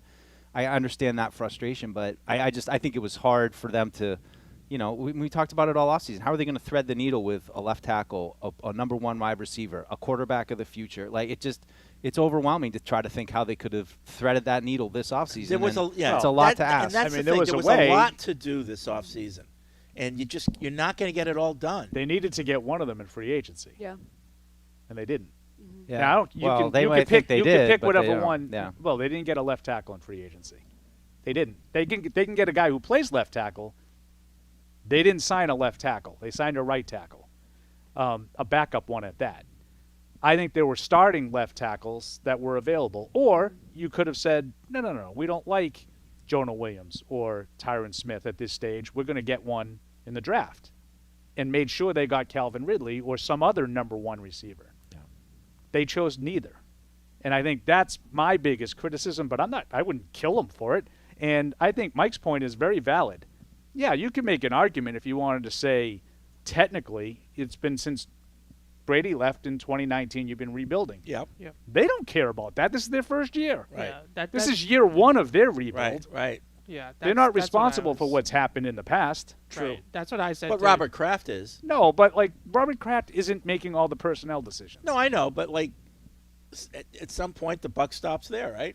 No, I get that, but I wouldn't necessarily put it on ownership of why you're spinning your wheels on the field. That's and I not think his that's fault. why ownership made a change last But, year. that's just me, Fred. I'm more defensive of the owner than you tend to be. I mean, I know that's how it works. I think the owner realized that we're spinning our wheels, and that's why they made a change. I would also argue with the, and it's been long enough. I mean, they won the Super Bowl in 2018. I was going to say that. It's not that long ago. We're so spoiled here. Yeah. We're so spoiled. I don't look at How long do we have to wait? Well, how long does, Cleveland have to wait? Ask the Buffalo Bills. Right. I don't look at it in, just to talk William off the ledge a little bit, I would just say don't look at it as a 5-year. It's not 5 years. This is year 1 of this regime. and I get it, it's frustrating that they haven't won a playoff game since 2018. Regardless of if that's spoiled or not, it's frustrating. They haven't won a playoff game since 2018, but we have to give this regime a chance. And I do think it was it possible if everything had gone right for them and broke their way this offseason that they could have addressed quarterback, tackle, receiver in one offseason? It was possible, but they would have had to have hit a home run. Like they would have had to land Ridley and drafted the left tackle in the second round, and like it all would have had to have gone their way. And so it would have been. It was hard. So I will say this: since Tom Brady left, the Patriots have not underachieved. Okay. So they got that going for them. Would you have been happier if they signed Jonah Williams and Calvin Ridley, or made another number one receiver? Yeah. Type. If Ridley wasn't your guy, like there's been guys available. Jerry Jeudy. Yeah, I think if you did that, I think would William, you feel better I think about William the would. No, William definitely would. Yeah. I'm wondering if Evan would. Yeah. It depends on what they still did in the draft. Like I wouldn't have wanted those guys to be the only thing. Yeah, everything else is the same. Yeah, everything else would be the same. So they still draft Polk and Baker. Yep. Then yes, obviously, but I still would have wanted the young talent in the pipeline. Like if they had signed Calvin Ridley and then said we don't need any more receivers, I would have been like, whoa, like what are we doing? But if they had done everything else the same and they had the same exact draft class, but you just had Calvin Ridley on this team instead of not having Calvin Ridley, then obviously I would take Calvin Ridley. Also, with signing Calvin Ridley, would that have knocked off the ability to re-sign or extend all of the people that we've extended? Nope. It shouldn't. I think they have like $45 million in cap space now, right? Yeah. Depends on how much they would have had to pay Ridley. One perspective, like in terms of cash, like maybe. Right. In terms of cap space, no. Might Robert Kraft have a different answer to that? Yes. Right. Yeah. But that's why I would say I would rather have had a number one receiver, and Ridley included, because I like Ridley, than re-signing every guy they re-signed. Like, pick a couple of those guys and say, we don't need to keep Kendrick Bourne. I can give the money I gave to Kendrick Bourne to help me put over the top to get Calvin Ridley. I think you probably would see these guys already gone. I don't know. Kendrick Bourne probably. Yeah. But that's just an example. Yeah. Like that's an easy one, obviously, because the guy's hurt and all that. Yeah, and KJ Osborne wouldn't be here. Not that that's big Maybe, money, but maybe, that. Yeah. Tim writes in, Paul, how is Rhamondre's contract in the same neighborhood as Christian McCaffrey's? One averages $19 million a year. The other is He's at sixth best among $9 running million. backs. Yeah, but what's the gap? The average annual value, well, that's number one. Yeah. He's sixth. But you said they're in So the same he's- neighborhood. He's in the top. But there's number six. There's compared 32 starting running backs. He's sixth. I know, but what is the gap between him and McCaffrey? Well, what's the gap between him and the next guy? You said they're in the same neighborhood. Running backs. Yeah. Are they in the same I was neighborhood? talking about McCaffrey, Eckler, all those guys that you said, not bad company to be in. I'm like, yeah, except he doesn't produce like them. Right. But he's paid in that neighborhood. Is he? Yes. This guy said he's $10 million less a year. One guy, McCaffrey. Right. That's who we were talking I was about. talking about all of the guys who caught passes. All right. Not just one guy. No, because yes, McCaffrey's the best running back in because football. we should play back the tape because that comment came after I said I was comparing. I was talking about in general. Okay. So if I misspoke, I misspoke. But I was talking about he's in the upper echelon of running backs paid. Yeah. He's in that neighborhood. That's where he is. Okay. Okay? Oh, maybe I did. Maybe I'm guilty of moving the goalpost. I learned it from you. I learned it from you. I will, if you want to play it back, and I wasn't talking specifically about McCaffrey, but maybe that's. I was. Maybe that's what came out. And Tim thought so too. But. Good Tim.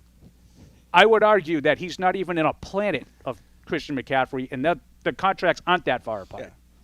Yeah. Okay. Like when one's 1 and one's 6, like that's not that big a gap to me. Okay. And there's no impact just depends that what- Stevenson's never made the impact on a game that McCaffrey has. Shutters in Manchester says, how do you think Maye should be given time in the preseason? First drives with the ones, or Brissett should get the first look? Should Maye get a larger share of the reps to aid his development? It's a great question. I wouldn't be surprised if we didn't see Jacoby at all in the preseason. Like if we just saw it. If we just saw Drake May, I would be I surprised. would play him. I would play him. Yeah. I mean, I would. Yeah. Yeah. I mean, at least I the kind of second game. I kind of want to know what I have in him too. If I'm Alex Van Pelt, Yeah. under my offense and What do you do? Yeah. We talked about this on Catch 22. I think he probably gets more reps, but Yeah. less time with the ones. I would say definitely in the first and third game. I feel like I would really want to get a look at Drake May, and but I think from my perspective, I think you got to see Jacoby Brissett in the offense and just get a sense of how it feels. I mean, even if it's just a half with kind of the starters, I don't think you could go the whole time without giving Jacoby Brissett an opportunity. But I want to see probably more Drake May. But May has to play in all 3 games. Yeah.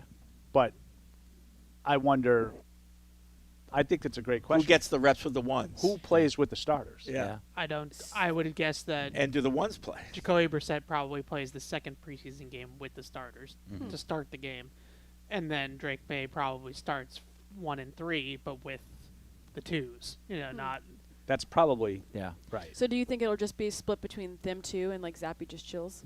Zappy's gonna chill. Joe Milton might get some. Yeah, like fourth quarter, last couple drives, like Malik Cunningham. Yeah. Unless they want to showcase Zappy, then I think third preseason game. I don't think we have time to be showcasing anyone. We need to get this team ready to play. I feel but like, if you're not going to do that in preseason. But I feel like Zappy doesn't need to be showcased. If you're interested in him as a backup, go look at his stuff from last season. Yeah, you're good. I feel like we have this conversation every year.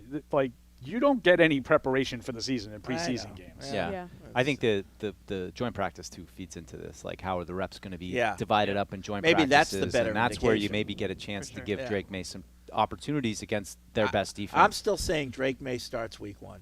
Really? I like it. Yep. Since when have you been saying this? Oh, I've been saying it. Wow. People have been talking.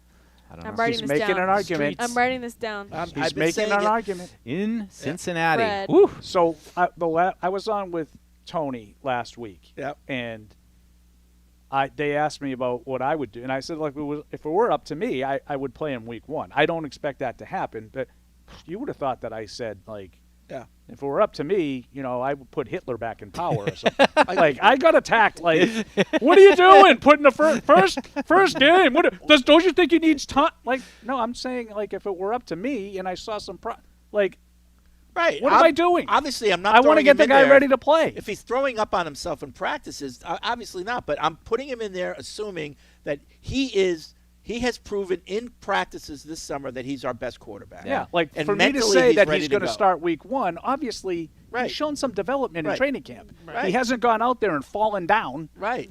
I just feel like win or throwing it lose, backwards if you're on his watching first games with Jacoby Brissett, you come out of it being like, that was fine, but it doesn't really matter. They beat a team, they lose a team. It's, well, all right, but Drake May's coming, and that's going to change everything anyway. So Freddie has me enthused. I like this. I like just this treading take from water Freddie. until it's his He's time. not saying he would start him week 1. He's saying he's going to start. He will start week 1. That's a bold I prediction. don't think he has a chance to. If he comes out in the preseason, though, and he kind of has reverted back to his old ways footwork-wise, would you still start him? Or you're like, conditions on the ground change, I'll change. But right now I'm saying he's going to do what it takes in practice this summer to be the week 1 starter. Evan, you watch all the film.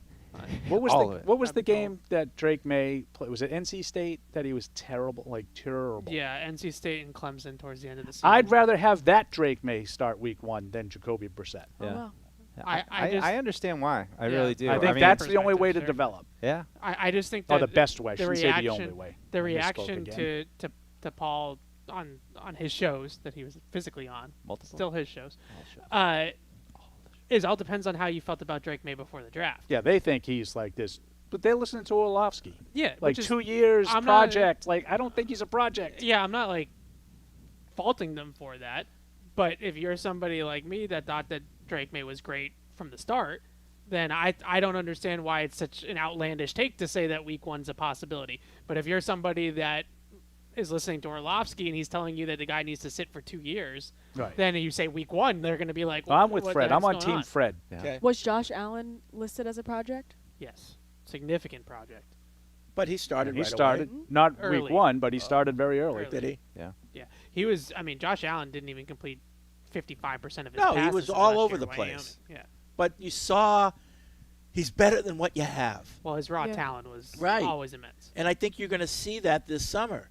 And I don't think it's just going to be raw talent. I think it's going to be I would say mental too. Drake May is decision making and just like processing is probably a little bit ahead of where Josh Allen's was coming into the league, but they're similar.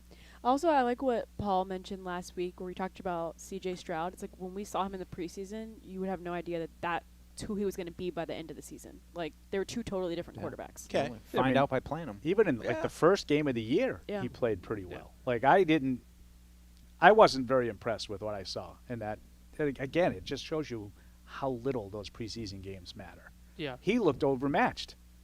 Well, he threw a pick, I think, first play of the game, right? To Jalen Mills. First pass It was the attempt. first series anyway, if it wasn't the first play. And he just looked like he was running around. And I don't know. Everything looked really fast for him. And then he plays the first game against one of the best teams in football and was more than competitive. I don't know the answer to this, so I'm just asking. I think we've talked about it before, so maybe I should know the answer. How many high first-round quarterback picks didn't start in week one that didn't have a playoff quarterback already on the roster, like an Alex Smith or an Aaron Rodgers? I mean, I'd have to go back and look at week one. It's my off the top of my head, year one starter. I can probably remember. No, but a lot of them, I'm saying they started right away because year one starter that could be halfway through the season. Well, just looking at this year, Chicago has already declared Caleb Williams the starter. Washington has already declared Jaden Daniels the starter. Yep. Those are the first two picks. Yeah. So there's I don't know why people this is think generally you how can't they do do that. it. Because Everybody does it because they see that some of these whatever you want to say, 60% of first round quarterbacks fail. Yeah. 70%, I don't whatever the number you want to put. Most of these guys fail. All right. Right? Fail fast. But fail fast so I that just we can move on. I don't look at it as a cause and effect. Like, I don't look at it as he failed because he started week one as the number 2 overall pick. I don't think that's the case. Right. I don't think it's because of that.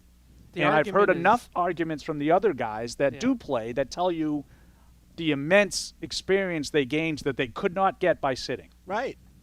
Yeah, the argument is always, is the roster ready for the quarterback? Right? Like, so if Zach Wilson or, just it's an easy example, but like Sam Darnold had a lot of footwork issues coming into the league. If they hadn't thrown him into an offense that was terrible, and they waited a year and built up the offense with another offseason and another draft and all that kind of stuff and started stacking together, personnel, would Sam Darnold have been a better player? I tend to think that Sam Darnold just wasn't going to be the guy. He was going to be okay. Yeah. And that's it. But some people would believe that they developed him incorrectly because they threw him to the wolves. Yeah, like I had, part of this with Tony, and I like arguing with Tony because he's like me. He's just going to keep on. He's going to keep going at it and never necessarily relents. But he's like, like a guy like Zach Wilson, same team, right? You don't think he was hurt by playing right away? I go, that's funny. All I ever hear you tell me, Tony, about Zach Wilson is he's a moron. So that's his fault that he played right away because he's a moron? Or maybe because he makes bad decisions, it didn't work. Right, and whether he played in week 5 or next year, he's still a moron. Like if he's a moron in year 3 without ever playing, he's still a moron, according to you. If it walks like a duck, it's a duck.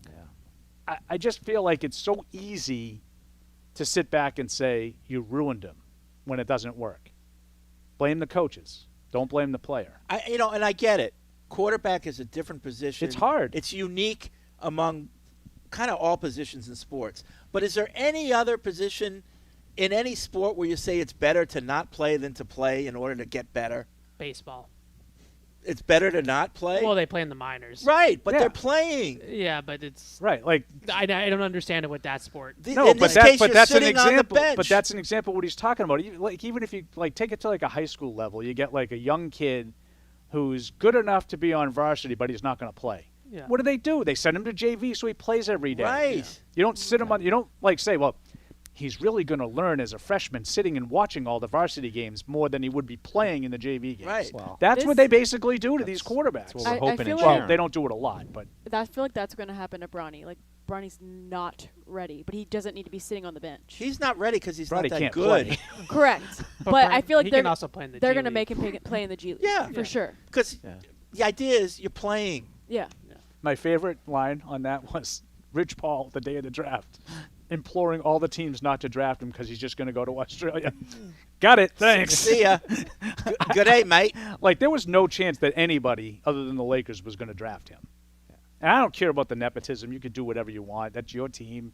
You've sold your soul to LeBron. I mean, he's hired the last however many coaches. What's the difference? Like, I don't care about that. But just don't tell me that it was a pick that you made because of the player. He's the best player available. Yeah, absolutely not. Hey, Mike. Yeah. This is from Eric in El Paso. Yeah. They're filming a Wes Anderson movie here with Leonardo DiCaprio and Benicio del Toro. Anything to look for that may be cool behind the scenes, like setups and stuff like that? Sure. Yeah. I mean, go try to be an extra. Maybe make a day rate, get some free lunch. My roommate did that in Boston. They were filming a Spencer for Hire on Boylston Street, and he got to be an extra. Yeah? Yeah. Well, I mean, Paul's got the best stories about being extra. Getting left on Field the of Dreams. cutting room floor. Get on the cutting room floor. Field of Dreams. That one hurt. I would just say, though, and I said this to all these guys know it, like, I find being on set tedious and mind-numbing. So if you want to go and watch them, like, shoot the same scene 6 times and relight it, and it's a long day. It's a long process. Not for me. Alex in New York, my son literally gags if you put any fruit in his mouth. And while I love fruit, I just don't understand it. Allergies to pitted fruit are because they grow on trees. If you have allergies to trees, you have allergies to things that grow on trees. I have the same issue. I used to get itchy when I ate pitted fruit, and I've had allergy shots for trees, and am no longer allergic. I'll give that a shot. On the earlier note about Rhamondre, are they putting too many eggs in one basket, keeping the running back room so lean? If Mondre gets hurt, then it's just Gibson and who? Yep. Do you anticipate us picking up another running back before the season, perhaps during camp after cutdowns? I think so. There's a lot out there. It's a Zeke thing again. So I have something that was just sent to me from Bet Online. We can have a little fun here late in the show. They have the opening 2024 NFL quarterback stats. So they take like Aaron Rodgers, regular season passing yards over under 3,700.5. Oh, wow. Okay. So they, interestingly, I think, they list Drake Maye, not Jacoby Brissett.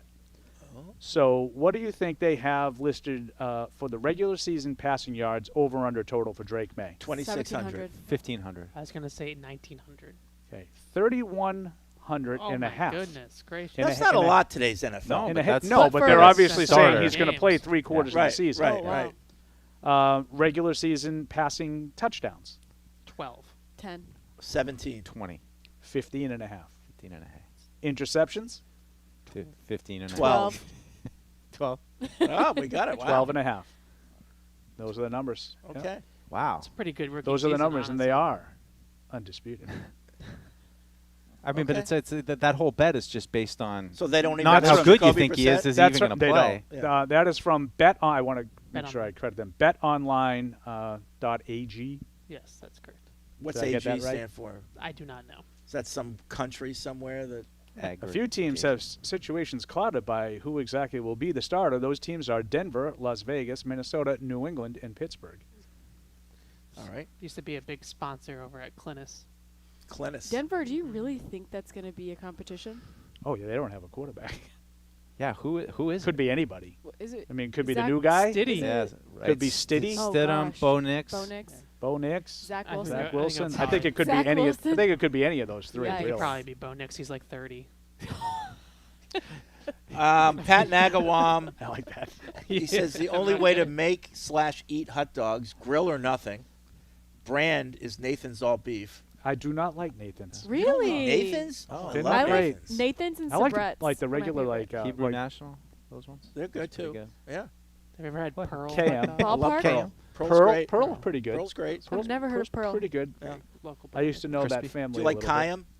Never heard of that. Kayam is good. Yeah. Like Ballpark Franks. Well, Pranks Oh, are Really yeah. good. Really good. Really solid. Sabrett's and Nathan's are my favorite. Yeah. But Nathan's, I love Nathan's. Yeah, you don't like Nathan's? Like, yeah, I don't really. Too crispy? You like a Funny good, taste. you like a good crack, like the, No. the skin. No, you want to. No. No. The roll, No. the roll is New It's England disconcerting. style split top. Now, do people know what New England outside of New England we mean by New England hot dog roll? No.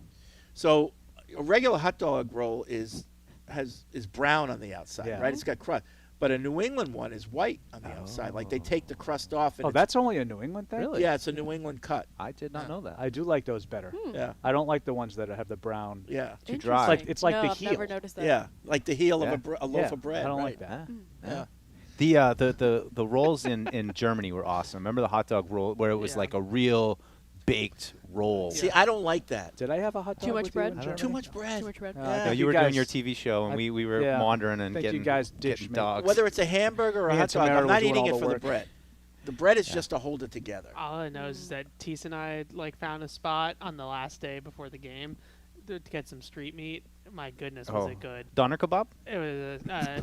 I forget what they called it. Yeah. But it back was in my day, Paul had a street meat was a schnitzel. whole I did have a different, schnitzel. no, that wasn't bad. This was like it was like a brat. It's like a big flattened piece of fried chicken. I mean, it wasn't like it's a chicken So cutlet. literally schnitzel. It sounds like something special, but it's like it's just a What did you think it was? I don't know. Not just a giant hunk of fried chicken. I in had a, done some in a research, sheet. so I knew what it was No, beforehand. But it came as advertised. Patrioten Unfiltered. I've had Yeah. schnitzel. Yeah. many times. Juice. The toppings for the hot dog, according to Patrick, is Weber's champagne dill mustard, Wickles sweet relish and red onions, or brown mustard and sauerkraut. I go with the brown latter. mustard Brown and mustard and sauerkraut. sauerkraut. Yeah. That's Are you big on it like that? Like to that? It yeah. has to be very specific. That brand No, of this no, style. no. Like, Just give me a hot dog. But Come on, Goulden's give me- brown, yeah. Goulden's Mustard- brown mustard, mustard and onion. sauerkraut. I like mustard and onion. I'm very basic. Ketchup and mustard. Ketchup and mustard on a not hot bad. dog. Some people will child. say ketchup. It's not bad. Ketchup on a hot dog is no Pretty good. Pretty Really? good. A lot of people say that. TJ, every hot dog. ketchup, 3-year-olds just eat ketchup. ketchup That's what on I go. hot dogs. When are you gonna? I say Don't it to him let every me- time. it's When are fine. you gonna grow You're out of good. that? And I feel like Fred when I do it. Like, when are you gonna grow out of that? Come on. It's Okay, like, so I what's like on ketchup your on hot hamburger? dogs. What's on your hamburger? Cheese. Okay. And then it depends. Like if there's lettuce and mayo on it and tomato, then I have mayo. Okay. But if there's not, maybe I'll put some ketchup on it. Mustard, ketchup, onion. Okay. I like barbecue. But sauce. sometimes I love barbecue sauce in a burger. I like to taste the hamburger and the cheese without a condiment first, just to see if they need a condiment. Because sometimes the hamburger is so good, you don't want to ruin it with condiments. That's true. There's something about Deep a thoughts there. grilled. There's something about a grilled hamburger cheeseburger. It just Oh, so yeah. different. I might It's have good. to throw a couple on the I grill know. tonight. I I'll know. get them Thursday. Hey, tomorrow's the day, right? Wait, Yeah. Thursday. Or Thursday. 2 more days. Dang it. Well, I can't have a hamburger tonight and then have another one on Thursday. Too many hamburgers. Craig and Charlotte. I wonder if that's the Craig that we know. We haven't seen him in a long time. Remember Craig and Yeah, Charlotte? I think he was in South Carolina, no? Oh, is he in South Carolina? Pawleys Island, right? Okay. Close enough. I don't want to criticize too much before we see the product in the field, but something rattling around my mind. Wolf/Mayo have emphasized the importance of getting the right people in the building, but they had a little trouble getting their first choice on a few things. Reported top OC option Nick Caley wanted too much money. Feels like they missed out on a number of top assistant coach targets. Missed out on Calvin Ridley. Unable to trade back into the first for a presumable wide receiver target. Maybe some of this is speculation, and I'm sure this happens every year, but we likely didn't hear about it under Belichick. But do you have any concern about Wolf and Mayo's ability to execute on their vision? Well, I think they needed so many things. Not yet. Yeah. I like that they were aggressive, but I think the team's going to have to win, and they're going to have to show that they're building something here before they can, get over those humps. I mean, I don't know about the trading back up stuff. I do like the point, though, about you kind of know everything that's going on now. So, I think there are probably a lot of that kind of stuff that we weren't even aware with the previous regime. But I think it comes back to draft well, win some games, start to build something. People see what's going on here. You're going to start to attract talent. Out of all those things, the only thing I could see you knowing about is if they were trying to trade back into the first. That tended to trickle out, that kind of stuff. But if they were like interviewing 3 offensive coordinator candidates and they didn't get the one they wanted, I don't think we'd know that. If Bill was Nick Haley the better option than Alex Van Pelt? Younger. They thought he was more innovative option. Like it really doesn't matter yes or no. It matters that's what they wanted. Yeah. I will say I do like the AVP option in regards to molding Drake May because he's worked with so many other quarterbacks, and so he has that experience helping a rookie quarterback. That's what I was kind of getting at was, I think there's that argument should certainly be made, and Nick Haley, it's a little bit like He's never done this before. Yeah, I think you can make a strong argument that Nick Haley has never done it. So you want a young guy who's never done it or an old guy who's never done it? Right. I think I would probably side with the experience. Yeah. And who played the position in the pro level. True. Brad and Amanda claim to be Aussie lip readers. Oh, nice. And they say, we've been watching you all live on mute in the background the whole show. There are two things we can't figure out. One, your drink bottle sizes. Enough with the imperial system already. What does that mean? They're not liters? I don't know. It's not. These are fluid ounces. Yeah. Okay. It does have liters. That's pretty funny. 355 milliliters. And then two, Paul, what was Fred moving the goalposts about this time? We saw the hand motion of them moving. I was actually moving the goalpost this time. Fred was pointing out that I was moving the goalpost. I mistakenly said that Rhamondre Stevenson's contract was in the neighborhood of Christian McCaffrey, when, in fact, I really meant he's in the top 6 of running backs, so he's in the neighborhood of the highest paid running backs, but not specifically McCaffrey. So I'm the one that moved the goalpost. Keeping it on mute, please read and challenge you to answer creatively. So I don't know, how do we answer that creatively? So I moved the goalpost again. I want to do this creatively. Where are they from? That they Australia. Australia. So it's like this. All right. Yeah. Did we do that Rugby. last? Did we do the Australian rules football stuff? No, I don't think so. You got a bet? Where did we do? No, we forget. Well, I don't know if I agree with this. Anthony says, Evan, try some melon or cantaloupe wrapped in prosciutto. Oh, it's awesome. Is it? I'm just going to tell you right now, I'm not going to try any. Cantaloupe with prosciutto wrapped around it. I'm not even trying to be an a-hole about it. I'm not. I'm trying to save you time. The prosciutto may be enough of a cover for the fruit taste to make it palatable, in my opinion. Well, it's fantastic. So if you're killing the taste, then why even bother? That makes everything You're not. You're taste just better. making juicy meat. Please keep. I'm sorry. What? A melon ball with prosciutto wrapped around it. You take a bite out of that. You're just eating juicy meat. He actually repeated it. That and the street meat. I think we're going into places where, Anyway, keep, trade, or kill. 4th of July activities. Trade, kill. 4th of July activities. Fireworks. Kill. Water activities and drinking. Drinking, keep. Water activities. What is it? Kill. Fireworks, trade. Oh, I guess I would trade the water activities. Okay. Yeah. I have no agree with use Paul. for. I am not a fireworks guy. Yeah, I'm not anymore either. I've grown up. I've seen it.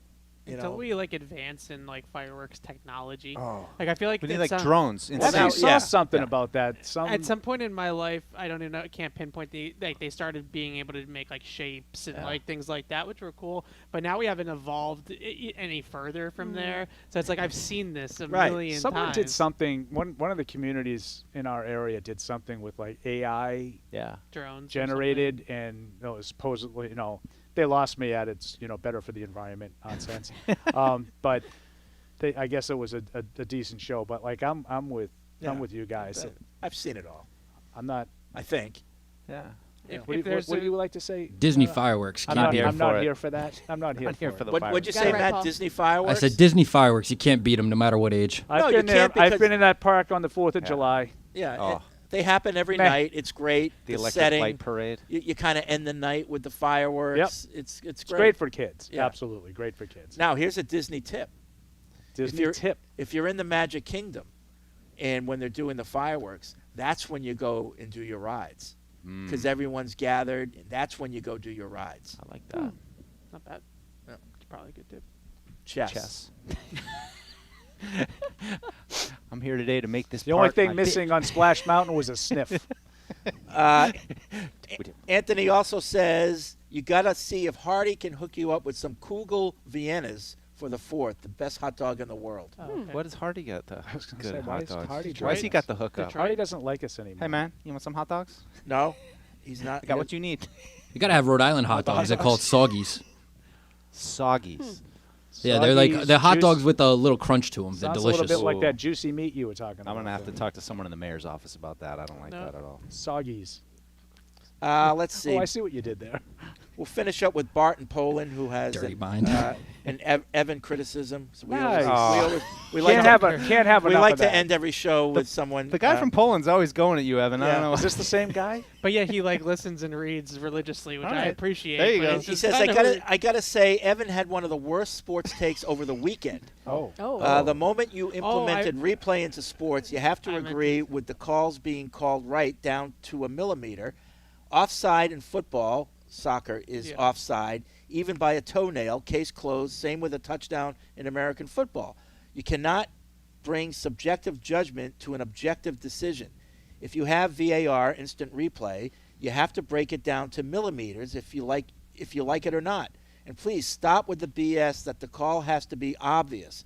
Okay, so tell me, when the call becomes obvious enough to overturn, people love to preach beautiful slogans about the fairness of the game, etc., but when you ask them how they would change the rules, they go awfully quiet. Okay, so I have a whole thing about this that's going to take more than 3 minutes. All right, But the biggest thing here is that I have the rules that are in place. Like, he's misunderstanding my point. The rules that are in place are the rules. Like, now you have to follow the rules. Like, they have the assisted offsides and over in Euros, and like the rule is that that's what you go by. So I'm not saying don't follow the letter of the rule.